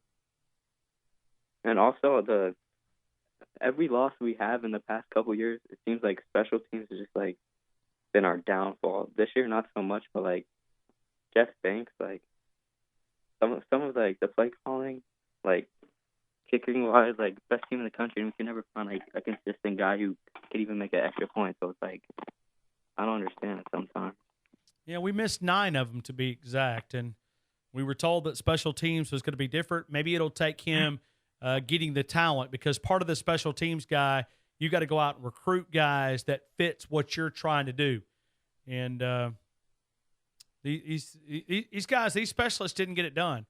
And there's only one bad thing, man. They're on scholarship. And I hope they can find a way to get better because, whoo, glory, glory, glory, glory. I mean, we have a scholarship punter that averaged, about 15, 20 yards a punt. I mean, he hadn't punted in a long time, thank God. We got a kicker that is on scholarship, and I mean, I'm trying to be nice, but when you miss 9 PATs and the rest of the league in the SEC, the other 13 teams miss 4 combined PATs, and you missed 9. What else can I say? I mean, I can't, I can't put a rose in a pile of crap. Anything else, Brady? No, that's all. Well, listen, man, lift your head high up, man. You represent the greatest university in this country. Those bullies at school, just give them a big roll tide and say, we'll see you guys next year, man. Thank you for being a part of the show. Yes, sir. Roll tide. Absolutely. A bunch of bullies up there in Washington, D.C., probably a lot of those politician kids he probably goes to school with. But senior in high school, taking a lot of heat from hey, everybody. I was just watching the ratings come down. Ratings are through the roof. Why? They want to watch Alabama get beat. That's okay. It means something when Alabama loses. I hope it always does. We'll come back. I got Chris in Mississippi, and I got Biscuit Bruce. I got DeAndre as well right here on The Game. Tuscaloosa's longest-running sports show. I'm Ryan Fowler. This is The Game on Tide 102.9 and 100.9, the home of Alabama Crimson Tide Sports. Anyone asks you what station you listen to keep up with the Alabama Crimson Tide, tell them Tide 102.9 and 100.9 WTID-FM on your home for Alabama sports. Tide 102.9 and 100.9 and the all-new Tide 102.9 app. Hey, we appreciate our coverage. Made possible by Family Medicine of Tuscaloosa with Dr. Dale Christensen, Northport Power Equipment, North Star Emergency Medical Services, Adams Heating and Cooling with Richard Adams, 205-339-6540. And I do want to continue to remind you about Northport Power Equipment. Those guys have always done a great job for me. When you talk about the number one dealer in the Southeast in Husqvarna Equipment, you'll find it right there at Northport Power Equipment. Brian Ellis, Keith Ellis, those guys do an incredible job when you talk about servicing those Husqvarna products. But maybe if you're looking to add something to that, you got to have the right tools to get the job done the correct way. It takes a lot less time. It took me many, many years to learn that. I wish that somebody told me that many, many years ago. And today, I think I told the story. I had an electric blower when I first moved out to where I'm currently at now. And I have over a 300-foot driveway, and it's concrete, and I have to blow a lot of leaves because we live in the woods.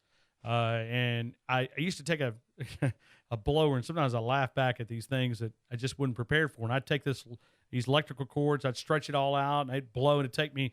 I went out and I bought a Husqvarna backpack blower. Now I can do what it used to take me an hour. Now I can do in like 3 or 4 minutes. Just literally walk to the end of the driveway, blow it off, bam. Northport Power Equipment, Southeast, number one dealer for Husqvarna equipment. They also specialize in SCAD commercial mowers, Echo outdoor power equipment since 1996. 2 blocks east of the Northport Civic Center. Huge Husqvarna billboard right there. A complete lineup of weed trimmers, chainsaws, handheld and backpack blowers, limbing pole saws, walk mowers, riding mowers, zero-turn mowers for the residential consumer, and the professional landscaper. Sales, service, and parts for Husqvarna. I've even got my chainsaw service there, making sure it's ready. Complete lineup there. Go see our guys, Northport Power Equipment, with Bryant and Keith Ellis. Tell them the game sent you. Let's continue. Chris in Mississippi. Chris, good afternoon. You're in the game. Woo! Good afternoon, Ryan. Roll Tide, man. Giving out. I'm gonna need some of that counseling today, man. All right. Giving it out. All right. Just lay right here on the couch and take a deep breath and let's talk. Dude,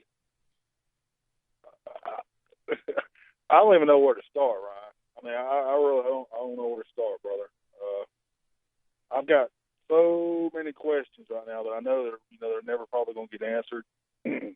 Now I hear the coach talk, coach speak in the press conference, and I hear all the stereotypical answers you give. I guess after a loss, blame me, say we wasn't prepared, this, that, and the other. I don't know. I've been watching. I've been an Alabama football fan as long as I can remember, and I don't know, man. I don't know what happened. I do. I guess we kind of do know what happened. 16 was bad, man. Last night, dude, and that was. When you get to a point where you're hoping your team plays hard enough so you don't get embarrassed as an Alabama football fan, that is just something we're not used to living with. And I hung in there with. We got to the fourth quarter and it was 28 down, and we're going to have to hold them to 0. We're going to have to score 28 in the fourth quarter. We knew pretty much the writing was definitely on the wall then. If it wasn't before then, but I've seen Alabama do some pretty miraculous things in the past. But I just think that was a little bit out of reach. I hung in there with them. I stayed with them as long as I could before I started just wanting us to save face. Let's not just get blown out here.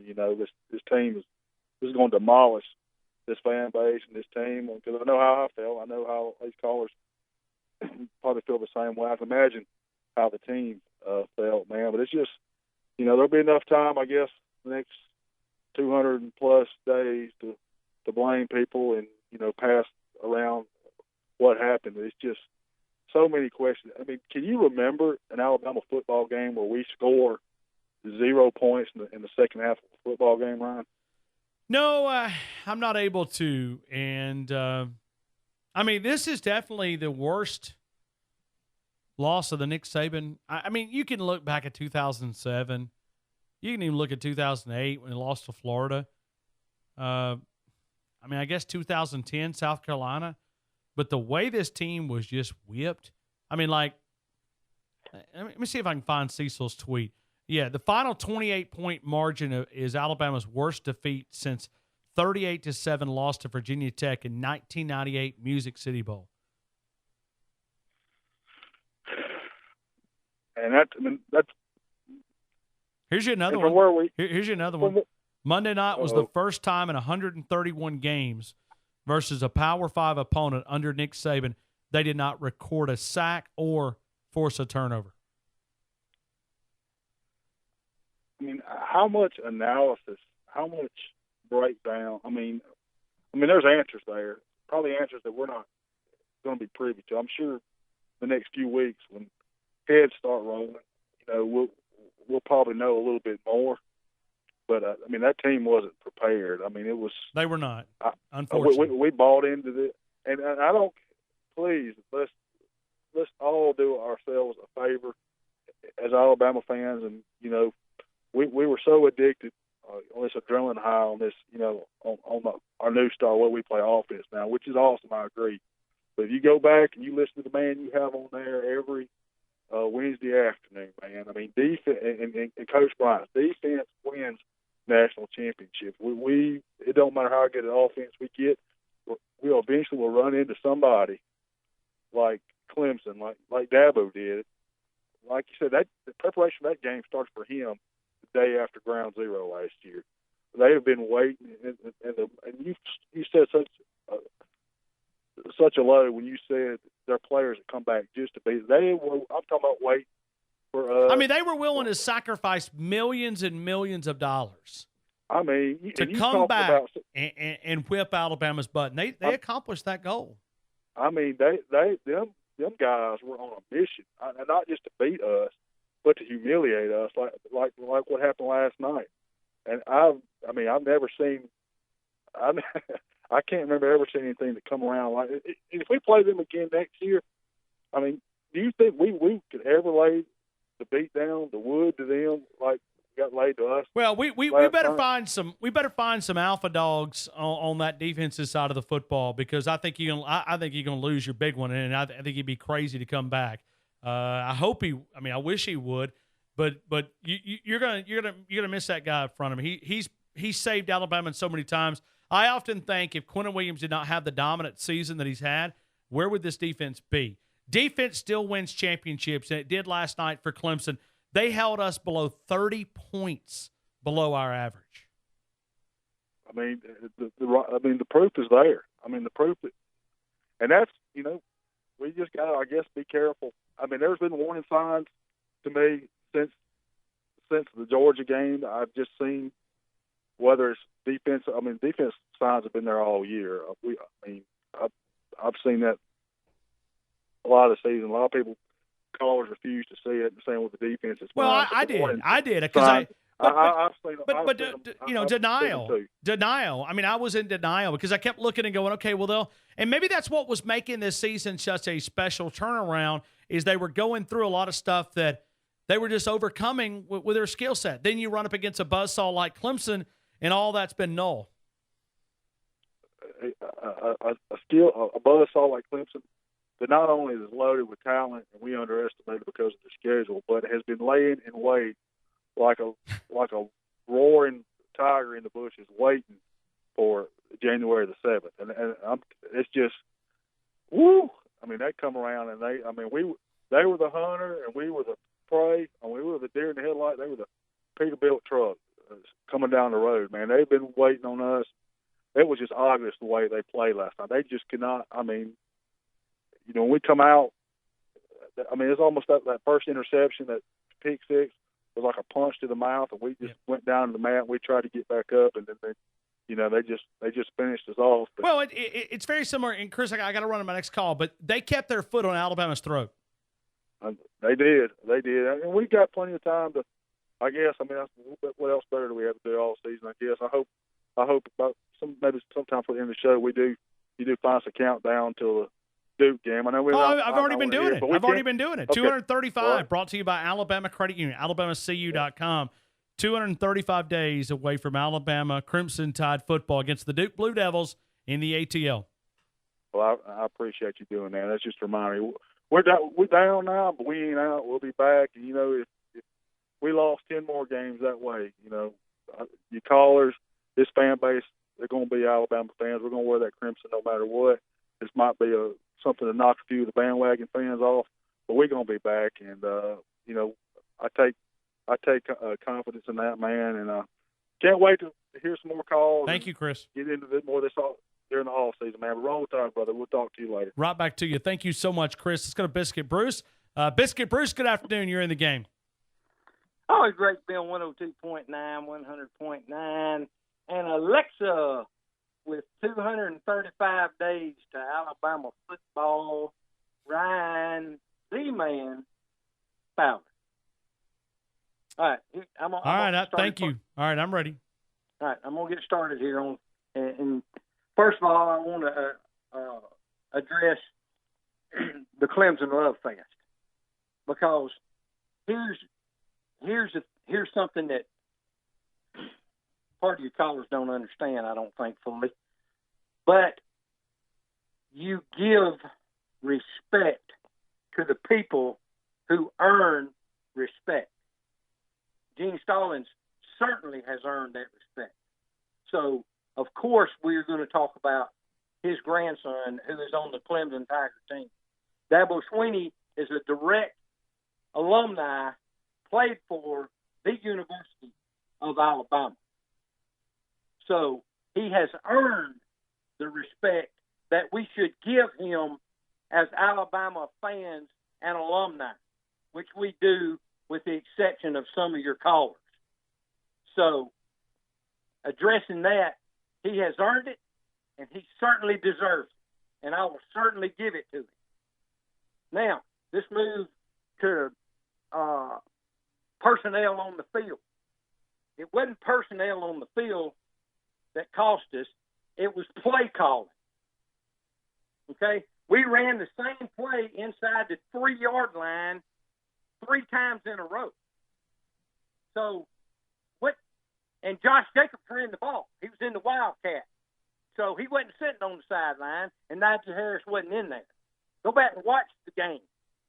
We ran the same play. So let me ask you something, Ryan.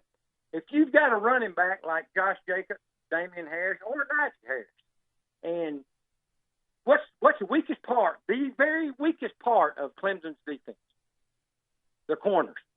The corners are the weakest part of their defense. Didn't look like it last night, though. Okay, I agree 100% last night.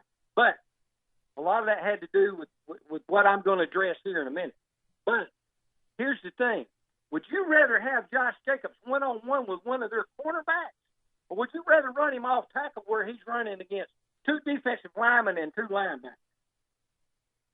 Do you think any of their players, if you go back and watch the play like I did after the game and watch what's outside, there is not a player on Clemson's team that could have beat Damian Harris or Josh Jacobs or Nigel Harris to the pylon from the center of the field. First of all, there wasn't any out there. The play calling for our Alabama team last night was horrendous. And then we're going to run a quarterback sweep to try to score from the 5-yard line with a quarterback that had surgery 5 weeks ago. Yeah, that was one of those that I was like. Somebody tell me what Loxley was thinking when he called that play down to the field. Okay, let me see here. I got Nigel Harris. I got Damian Harris. I got Josh Jacobs. But I tell you what I'm going to call. Let's call a quarterback sweep. The man had surgery 5 weeks ago, and we're going to try to score on 4th down. Never even tried to throw the ball in the end zone. Threw one pass out there for 2 yards in the flat to run.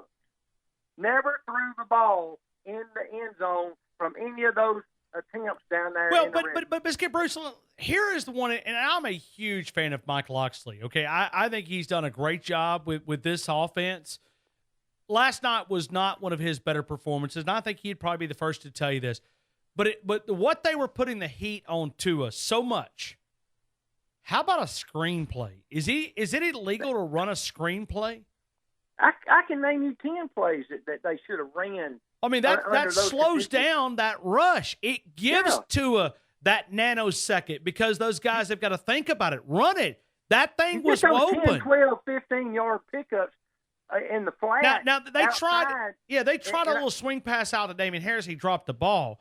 But I'm gonna tell you set up a else, true man. screen. I think a portion of the time after the interception, I think Tua's mindset changed, and I think he tried. Then to go large ball because he wanted to make up. And if you'll go back and watch it again, like I said, and look, the second interception, Josh Jacobs is sitting in the flat out here with not a Clemson player within 20 yards of him because his man just left him and went down the field and intercepted the ball. His man that was guarding him literally turned around and left because he knew what Tua was going to do. He knew he wasn't going to throw that ball in the flat. He became, after the first pick six, I believe 100% that Tua's mindset changed totally. Now, I'm going to go to my last and most important part, or part of it. Who, before any game this year, before anything happened, during the season, who did we say was the only people that could beat the University of Alabama? Alabama. Who beat Alabama last night? Clemson. No, they didn't beat us. We beat ourselves. We're inside. We were in there enough to score and beat them, and had we scored at the proper time when we were there, this game turns out totally different. If they beat us that come our stats are as good as theirs? How come we moved that ball up and down the field, was in the red zone, and then play calling was horrendous? We beat ourselves last night. Now, I'll give all the credit to Dabo for their game plan and what they done, and Trevor Lawrence, like Nick Saban is a true star. The kids, people's been, I don't know if you have, but people have been talking about Lawrence playing over in Georgia since he was in the 9th grade, starting at a powerhouse high school. He's that good. But, people want to say, well, he's a true freshman. Well, he is a true freshman. Everybody's a true freshman at some point. But he ain't a true freshman now. I mean, he played – it's his knowledge of the game reminds me a lot of Tua and how he can read and pick out things, and people don't want to believe that. A lot of people shun him because they make fun of him because he's got long hair. Dude, his hair he's a very religious person, but on top of that, he knows the game of football. Hey, Biscuit, you got to tip your cap. I said this on Friday and Saturday. I tip my cap. If a true pocket passer freshman is going to beat Alabama, I got to see it with my own eyes. He did it. And he did. He did it. And let me tell you, he's that good. And people, get ready. We're going to play Clemson next year. Oh, yeah. It will probably be down in New Orleans. All you other people that, all you people, once again, if you hadn't have played it, I would have never heard it. All you ESPN, you Fox, all you sports idiots that want to, we did get beat. But let me ask you one question. How many other teams in the country were 14-1 this year?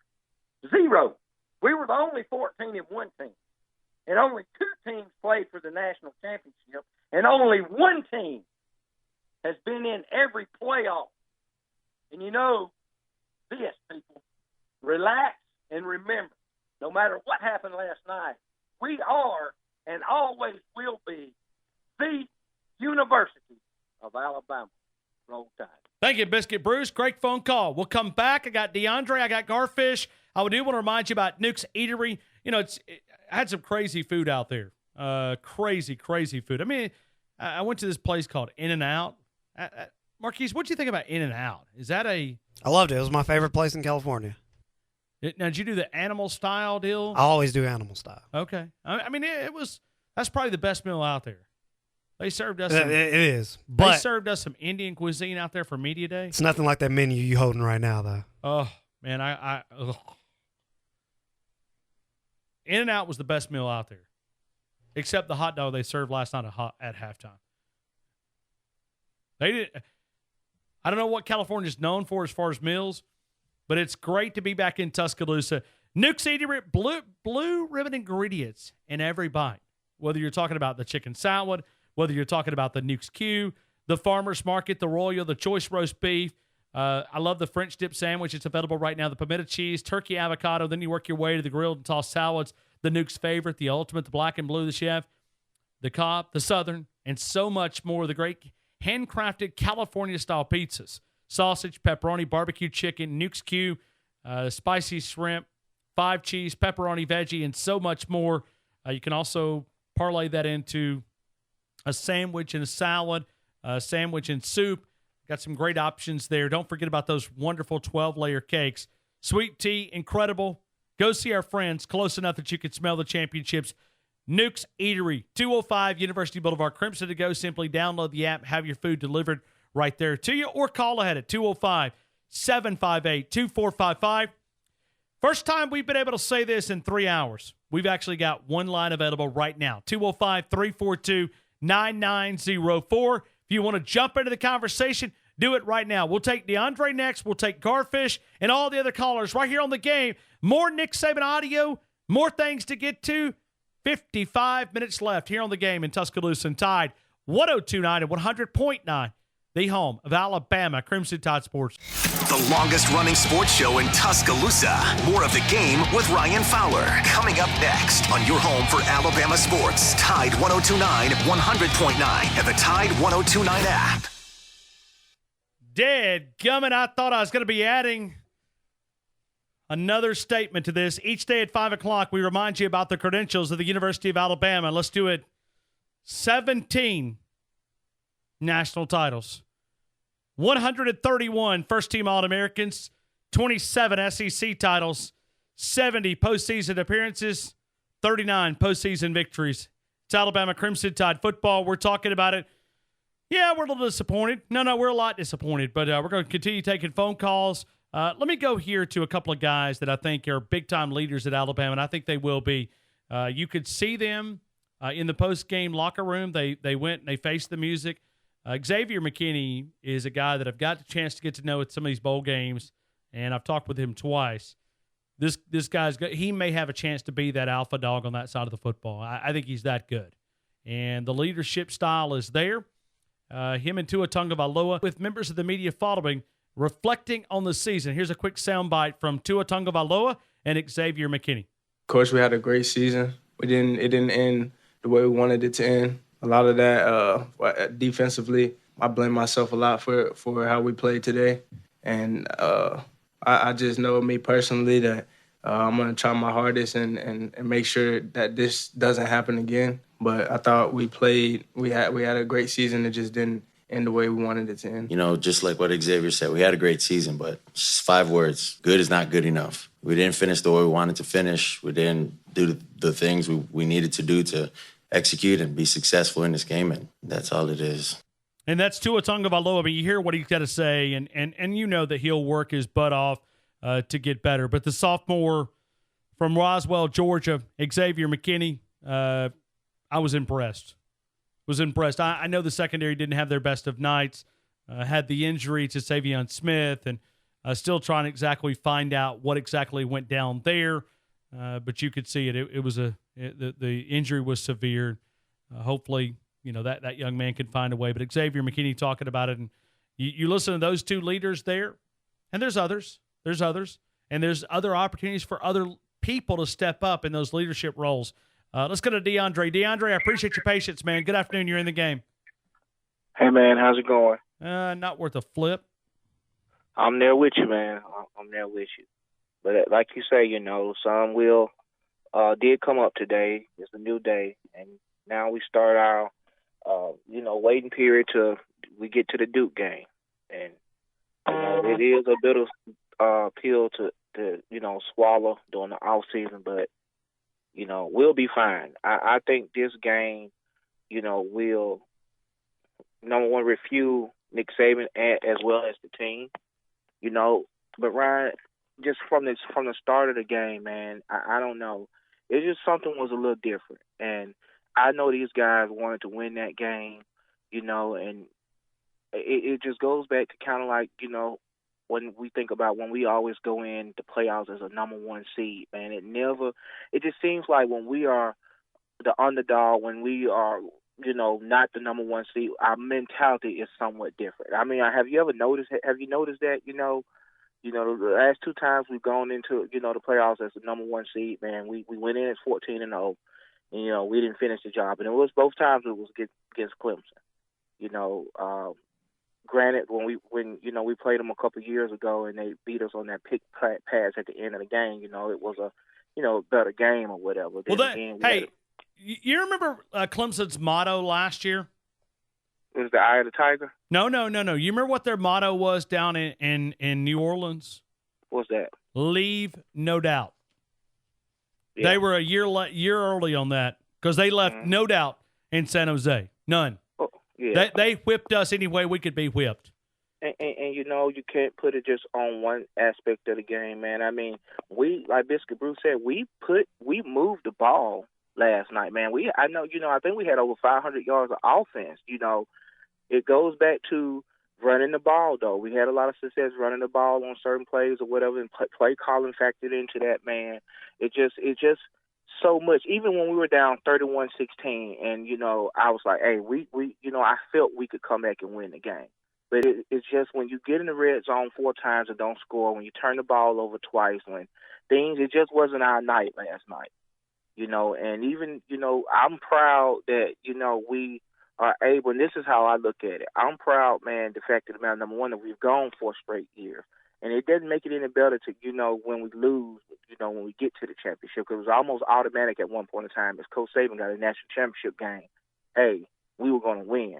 But that's what makes him the greatest coach, because after each defeat, he always come back and different. Even when the Beast era, different. He changed with the time or whatever.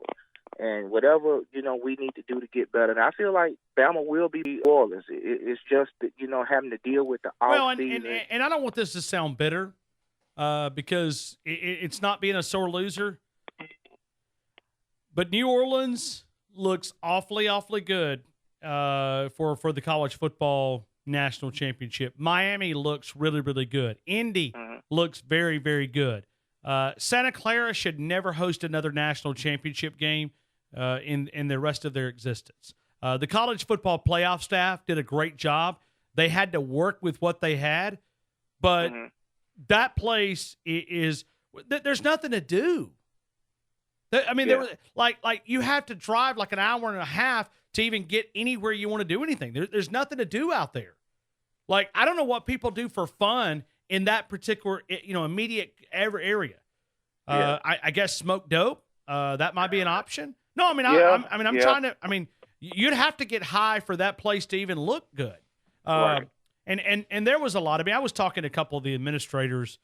That place will. They just.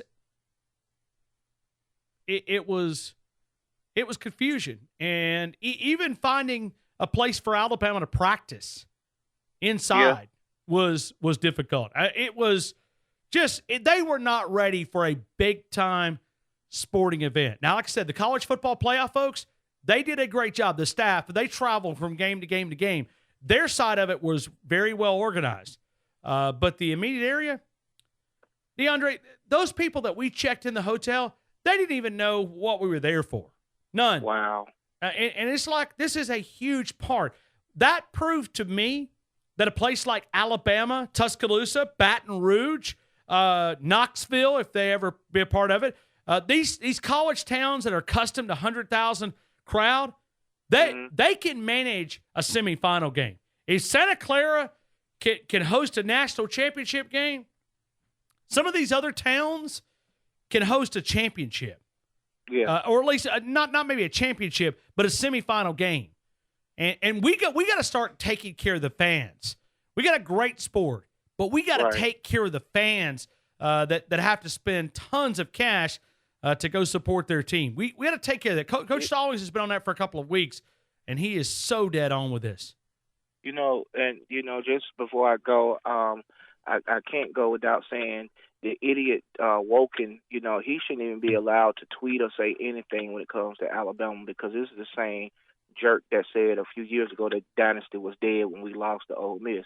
Well, that same year they won a national title. So I mean, right, and we've beat their butt since then. They hadn't beat us, and But see, the problem is in media, when we're wrong, what we do is we try to go around and try to justify it. Dan Woken is still trying to justify the article that he wrote back in 2015. He's a clown. I don't know if I ever featured Dan Woken on this program. I have no desire to talk with him, and I mean, I'm sure he has no desire to talk to me. But that's fine. Let him do what he's got to do. Hey, happy trails, my friend. DeAndre, thank you, man. Yeah, but we'll be fine, man. And hey, we'll be back. That's all I know. Bama will be back. Thank you so much. Let's go to Garfish. Garfish, good afternoon, man. You're in the game. Hey, Ryan. Roll Tide. Roll Tide. That was rough. That was rough. Although, to be honest, I was so numb by the end of it, it was almost better than losing on the last second. I agree. On an illegal play. I agree. I'd rather do that than lose than, I mean, what if a field goal kicker went up there and attempted a field goal and he had missed it? No, I mean, listen, they left no doubt. That was their motto last year. It was just a year early. They left no doubt in Santa Clara, California. And it goes, I mean, it's been said, and I said it at the end of the week. I don't think I got a chance to get in last week, but I was telling my brother, my friends, I said if we got pressure, if we could get pressure, we were going to be okay. And for the first quarter, barring that poorly thrown pick six, I mean, Alabama really should have been up 21-7, at least 21-14 at the beginning of the second quarter. It just went, sideways from there. Clemson's defensive coordinator, I mean, all the props in the world. Dabo, I really wasn't, a huge fan of Dabo for the most part, but got to give him credit. They had a well-coached team. Why do you not like Dabo? I just a little too much country huckster preacher comes out in him sometimes. I'd rather somebody be authentic with me, and I think he is. I think his faith is truly important to him, and I'd rather somebody be honest with me than give me this fake stuff and somebody they're not. I guess he's probably just caught up in the moment, but I just couldn't really get along with the the preordained by God thing with the completed pass, Philippians 4:13, Deshaun Watson to Renfro to win the national championship game. But I'm warming up to him. I mean, I like because he's an Alabama boy. My wife. Well, I mean, Garfish, if Saban retires, I think it's his job to turn down. I mean, you may have to get really used to him. I'm going to be honest. At this point, I'm much more, because I got to admit, I'm impressed. I mean, they were prepared, and they had a great game. Garfish, I mean, let's call it what it is. He's taken a Cal College who was second fiddle in that state and made them into a powerhouse. Yeah. I mean, let's just call it what it is. I mean, that's Auburn with a lake. And he has made them into a perennial power. And right now, I mean, this hurts, but they've got us by a nose right now. I mean, we may have them by a nose this time next year. Yeah. Right now, they've won 2 out of 3. I know. I'm sure Dan Wolken does not pay any attention to the comments, to his tweets, but I told him. I said, look. I said, hey, all props to Clemson, but claiming that Bama is done, you're ahead of yourself again, my friend. There's some things got to work on. I mean, I think it was obvious that we had no pass rush, and it wasn't because we were being held constantly like it has been in the past. We just couldn't get there. We couldn't get there. Yeah, and that's.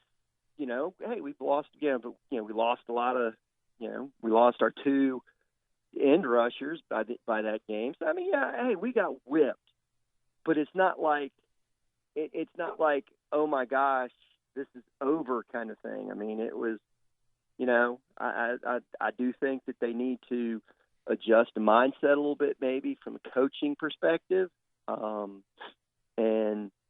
Nick Saban needs to go to Lake Burton and take a couple of days off. And he needs to get – you ever do better with a pen and piece of paper than you do a keyboard of writing notes down? Yes. Okay. Yes, I do. Because I don't know. It's just something about the creative mind. He needs to take him a legal pad. I've got one right here. As a matter of fact, I write a lot of notes in it. Go out, sit on that dock or that boat that he's got that Alan Jackson gave him. Get him a pen and piece of paper, and he needs to write out where do they want to go? And I'm not talking about, they're coming back, but where do they want to go offensively? Where do they want to go defensively?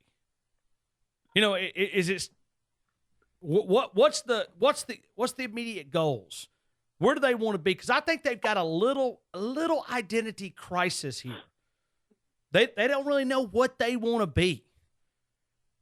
And I think that's the first goal before hiring anybody, firing anybody, letting somebody go, bringing somebody back, whatever. I think those decisions and listen, Nick Saban is a million times better than I am on that. But I'm sure he'll make the right moves, and I think it's going to be. I know people are talking about the offseason. I think it's going to be a crazy offseason because there's some changes coming. There's some guys that are probably going to announce that they're leaving, whether departing for here, there, NFL. I mean, we got guys saying they're going to come back, going to turn down the Alliance in Birmingham to come back. I mean, some guys keep talking about they're leaving. Where were they going? Arena football? Yeah. Well, I mean, like I said, I'm not. I don't know. Hey, Marquise. I'm not going to ESPN tomorrow. I'm coming back. Okay, I'll be back. Good. I was worried, Ryan. Yeah. So, woo, I'm glad we got that off our chest. Marquise, I'm gonna be here at 2 tomorrow to do a show. I'm gonna turn down that offer from ESPN. Okay. But I just, like I said, I we got work pretty good. It wasn't a, some of it was self-inflicted. So there's stuff to work with. And Saban, give him a chance to come back and rethink it. And if anybody can do it, Saban can. And I expect us to be back playoffs again next year because we've got that much material. So no doubt. Thank you, Garfish. I appreciate you, man, for being a part of the show. Oh, and hey, December 31st, I found out I'm cancer-free still, so I got another 3 months of cancer-free to shout about. So amen to that. Hey, no doubt. Good to hear the good news, Garfish. Thank you, man. All right, everybody. Nothing like being a Bama fan. Roll Tide. Absolutely. Brian Harden Construction, when you talk about crane and equipment rentals, they've got that. Specialist in modern construction, Brian Harden Construction. Maybe that building, that small business manufacturing firm with that expertise in highly specialized weldment services, structural and steel fabrication, our vast experience in prototype development, fabrication, welding, pipe fitting, industrial maintenance has established Brian Harden Construction as the leader in the industry. Their experience speaks for itself. If you're thinking about building something, do you have a construction project we can help you with? Get that free quote, bhardenconst.com. bhardenconst, the industrial contractors and fabrication. It's all the great website. And crane rentals there, and no job too small, no job too big. They can help you with the big jobs as well. ASME, code vessel, and process piping fabrication, not just here locally, but throughout the state of Alabama and our neighboring states. Not steps. I guess I'm just really, really tired. Brian Harden Construction. Greatly appreciate those guys for being a big part of the program. Brian's a big-time supporter of Alabama Crimson Tide Athletics. We're going to take some phone calls here. Got one line available, 205-342-9904. Wes, hold through the break. You are first up on the other side. We'll take Ellis up in Tennessee and all the other callers right here on The Game, Tuscaloosa's longest-running sports show. More Nick Saban audio in 3 minutes right here on The Game in Tide 102.9 and 100.9, the home of Alabama Crimson Tide Sports. I just have a feeling that I didn't do a very good job for our team, with our team, giving them the best opportunity to be successful. I always feel that way. Even sometimes when we win, I think there's things that we could do better or that I could have done better. But particularly in this case, never really ever got comfortable with what we needed to do to win this game, especially on defense, especially the matchups we had in our secondary versus their receivers. That was something that was, kind of bothering me going into the game. And as the game unfolded, it worked out that those matchups were a big difference in the game. Hey, we'll come back into the game. We've got a few minutes left here. If you want to squeeze in a phone call, now would be the time to do it. 205-342-9904. We are trying to do something to go all 4 hours right here. We didn't want to get any guests. We all watched the game, and we'll get some analysis, and we'll have some great analysis. But right now, it was all about phone calls, and we're taking them right now. What went wrong for Alabama in Santa Clara? Ellis, what went wrong for the Alabama Crimson Tide out in California? We didn't show up. The better team showed up. That's fair. I'm down, Ryan. I'm really down. I'm just sad. I've been sad since the ball game. And then I've had to put up with all these Tennessee fans up here running their mouth. they ain't got no room to run, but they do it anyway because they love making fun of Alabama because they lost. What does a Tennessee fan say to Alabama fan? Well, they just laughing. Y'all lost. You know.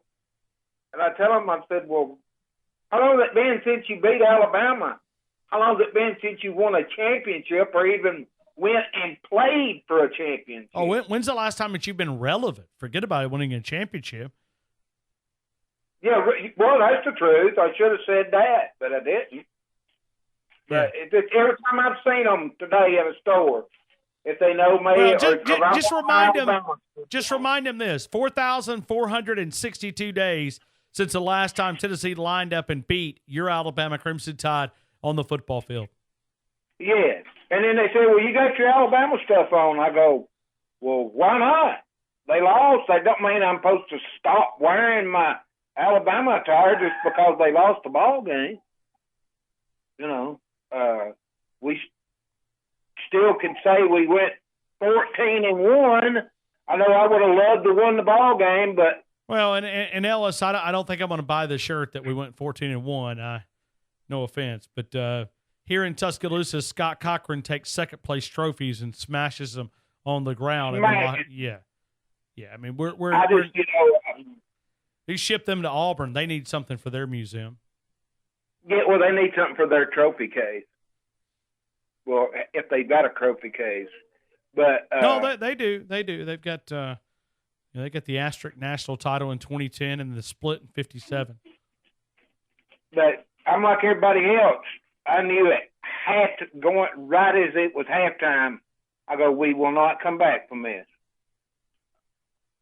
I was hoping, but I knew deep down inside that the way we was playing. We didn't score. 4 minutes to go in the second quarter. We could not drive the football, and then we punted when we got the ball back. You know, they drove down and scored, and then when we did that, and we got the ball back, and I knew it was.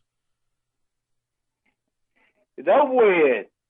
It hurt. I watched it all. You know, it hurt to watch it, but I watched it all. But you just got all, and then you got all these people that I've seen, and then I've heard people talk about them, about the ones that think that Nick Saban needs to be fired. Oh, come on! I mean, Ellis, that's stupid talk. That's like the ones that kept calling for Jalen Hurts to be put in the game at halftime. Those are. It doesn't make no difference. No. Listen, Joe Montana could have been put in at halftime. Tom Brady, Dan Marino, whoever you want to put in there. It was not going to make a difference in last night's game. No. No, it was not going to make a difference. Yep. But I'm like you. I believe Josh Jacobs was the hardest working player out there on that field Saturday night. Last night. Well, I wish we had a few more Josh Jacobs, man. It meant something to him. And the loss to Christian Miller not being in the game. And, I don't think, Christian Miller's stock should go up after watching last night's game and the difference that he made. I think he was listed as the third or fourth best edge rusher in all of college football.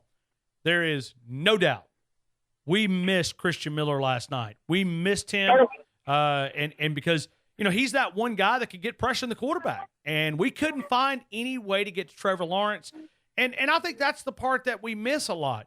Not only were we missing Christian Miller, we were also missing Chris Allen. We were missing Terrell Lewis. I mean, those are outside backers that can put pressure on the quarterback. And when Trevor Lawrence can play tic-tac-toe back there, or set up a spelling bee contest, eat a sandwich. I mean, he was back there by himself. We couldn't even when we would blitz, we still couldn't get to him. We did 131 games that it's been since Alabama did not get a sack and no turnovers. 131 games. But as I said earlier, we're playing with house money. I've watched my team win 8 championships in my lifetime. 8 championships. How many of you watched your team win? That's what I'd tell those Tennessee folks. Yeah. Thank you, Ellis. All right, buddy, but we'll just have so many days to talk about it and get ready for next year. Gotcha. Thank you, man. Appreciate you. Right, Let's continue there. Let's go to Renee. Renee, good afternoon. You're in the game. Hey, hi, Ryan. Hey, how are you doing? I'm good. How are you? Good. Thank you for calling in. I've called in a few times before, not too often back to back, but I just don't. I think some of the stuff that went on was mostly coaching. I'm not going to blame any one particular player. Yeah, Tua did throw 2 interceptions, and I hear a lot of people are on both sides. You know, you never miss what you had until you don't have it. So some people want Jalen in, some people not. What do we think about what maybe Jalen and Tua would have thought? You know, we don't know. So I'm saying it's ridiculous to think that Jalen would have made a difference. At halftime, it's not so ridiculous. Let's not beat Jalen down. I hear you sound like you're almost about to cry at the beginning of the show because it's like you don't want to say that there's a possibility, just a possibility that things could have went different or the dynamics could have changed. It's not just about what he would have done. It's a team effort, but just about the dynamics. That being said, I don't think anybody would have made a difference because when I did look at the defense, some of the weaknesses that we've had all season were just exposed. I didn't like the way he played against Auburn, even though we slaughtered them.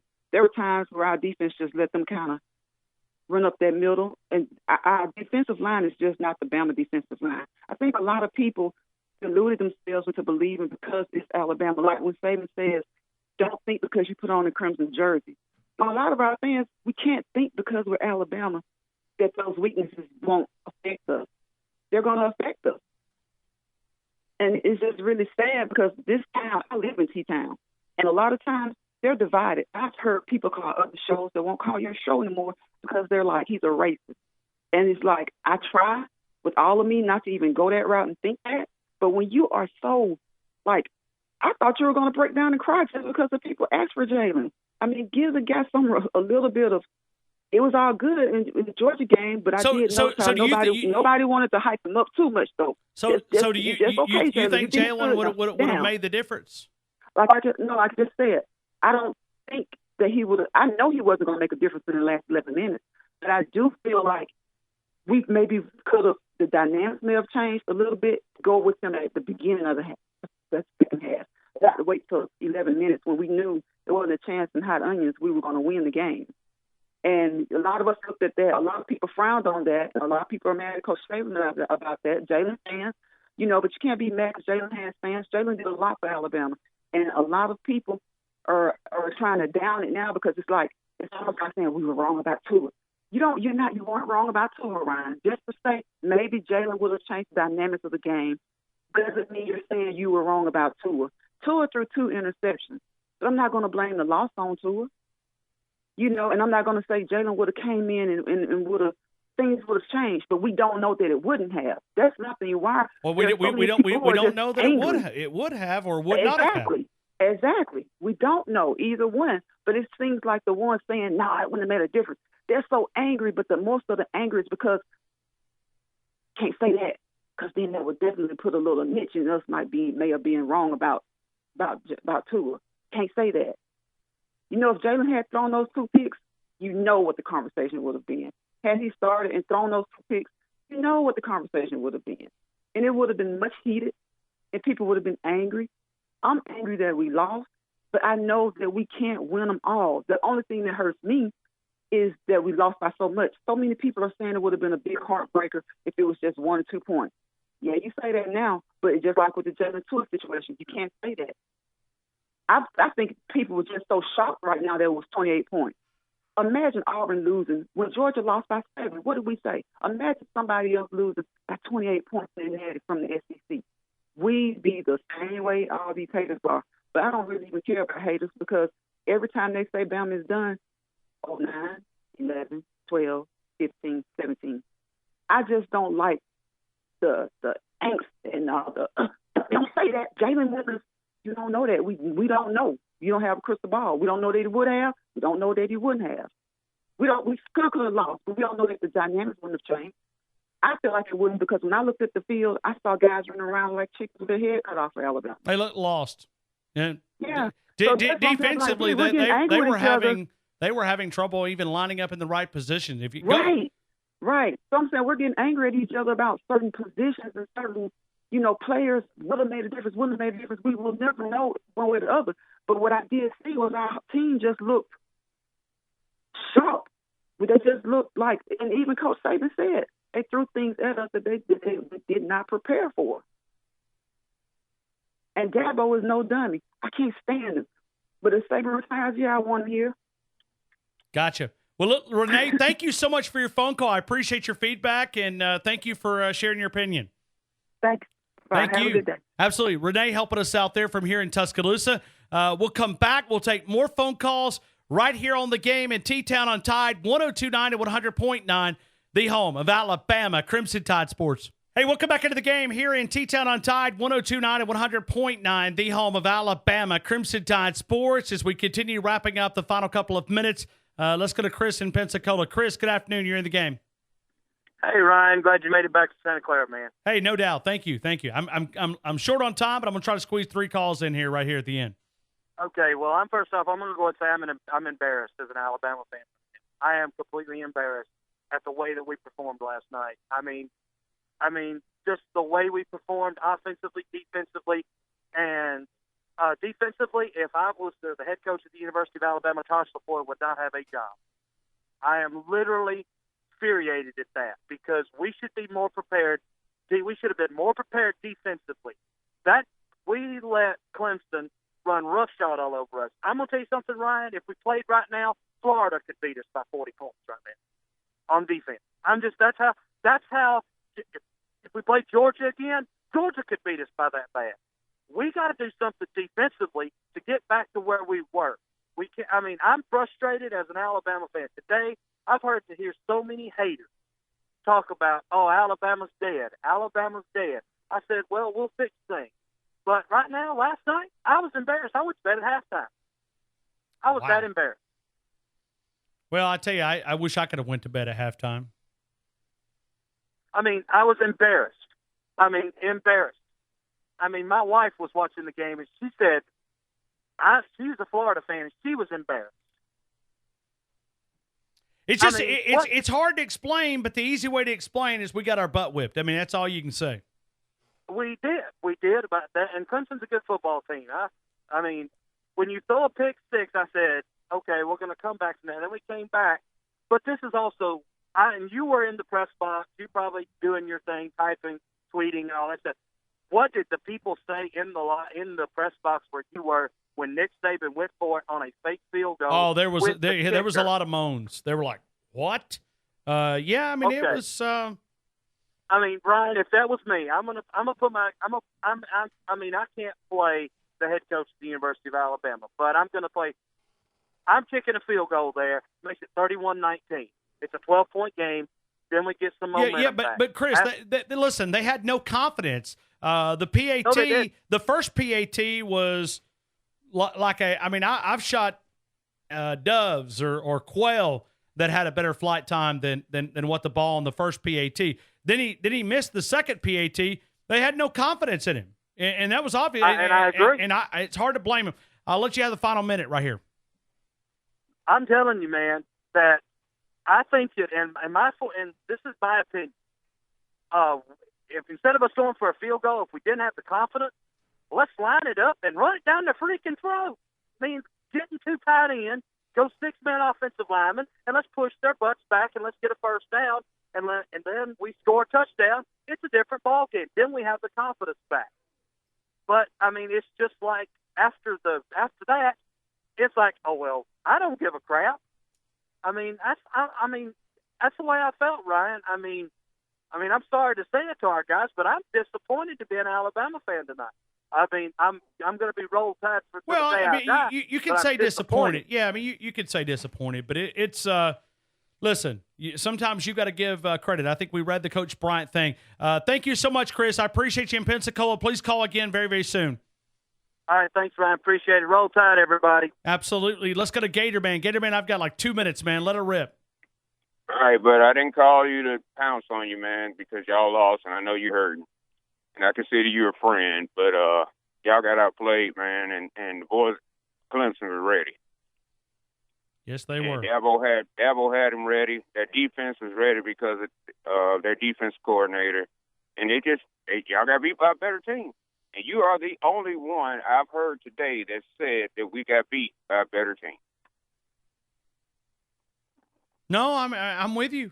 No, I mean, listen, Gator Man, I would be wrong for listen. There's a lot of people that don't like my way of doing it. I'm going to give you what I see, and if people don't like it, then hey, it's there's a lot of different flavors out there. And nobody, and there's no one else out there more of a homer than you with Alabama. But for you to say that, I know that really bothers you for you to actually say it. And well, it's not easy, but it's you got to speak the truth, man. It's reality. It's reality. I mean, we took it on the chin. Gatorman, I got to run, man. I'm pushed up against this clock, but I wanted to squeeze you in. Have a good one. Absolutely. Thank you, Gatorman. We appreciate you. Real quick, Donald, about a minute and 30 seconds. Let it rip. Hey, buddy. Thank you, brother. First off, we got beat. Take it. Move on. We got to look forward to finishing up our recruiting. We got a great recruiting class coming in. We got to show character in the fourth quarter program. We got to show character in spring football. Learn from this and move on and get better. And that's all you can do. It's nothing you can cry over it all you want to, but they got to fix what happened and go from there because we've got some guys that might be thinking about going pro. Some of them I think they need to reconsider. Got to do something with the coaching staff situation. What would you do, Donald, if you could make one move, and that may be what we do tomorrow, if you could make one move, what would it be? Make Pete Golding defensive coordinator and make Tosh Newport linebacker coach. Go back to where he was doing because he was over his head last night. No doubt about it. He was out-coached. On the defensive side, he was outflanked, and he was out of his element. He was over his head. And it showed clearly last night because mistakes they were making last night were mistakes they were making during the course of the year that never really got fixed. Communication issues, players out of position. I got to run, Donald. I'm literally out of time, brother. Appreciate you calling in, man. Thank you so right, much. Bro. Bye. Absolutely. Donald helping us out there.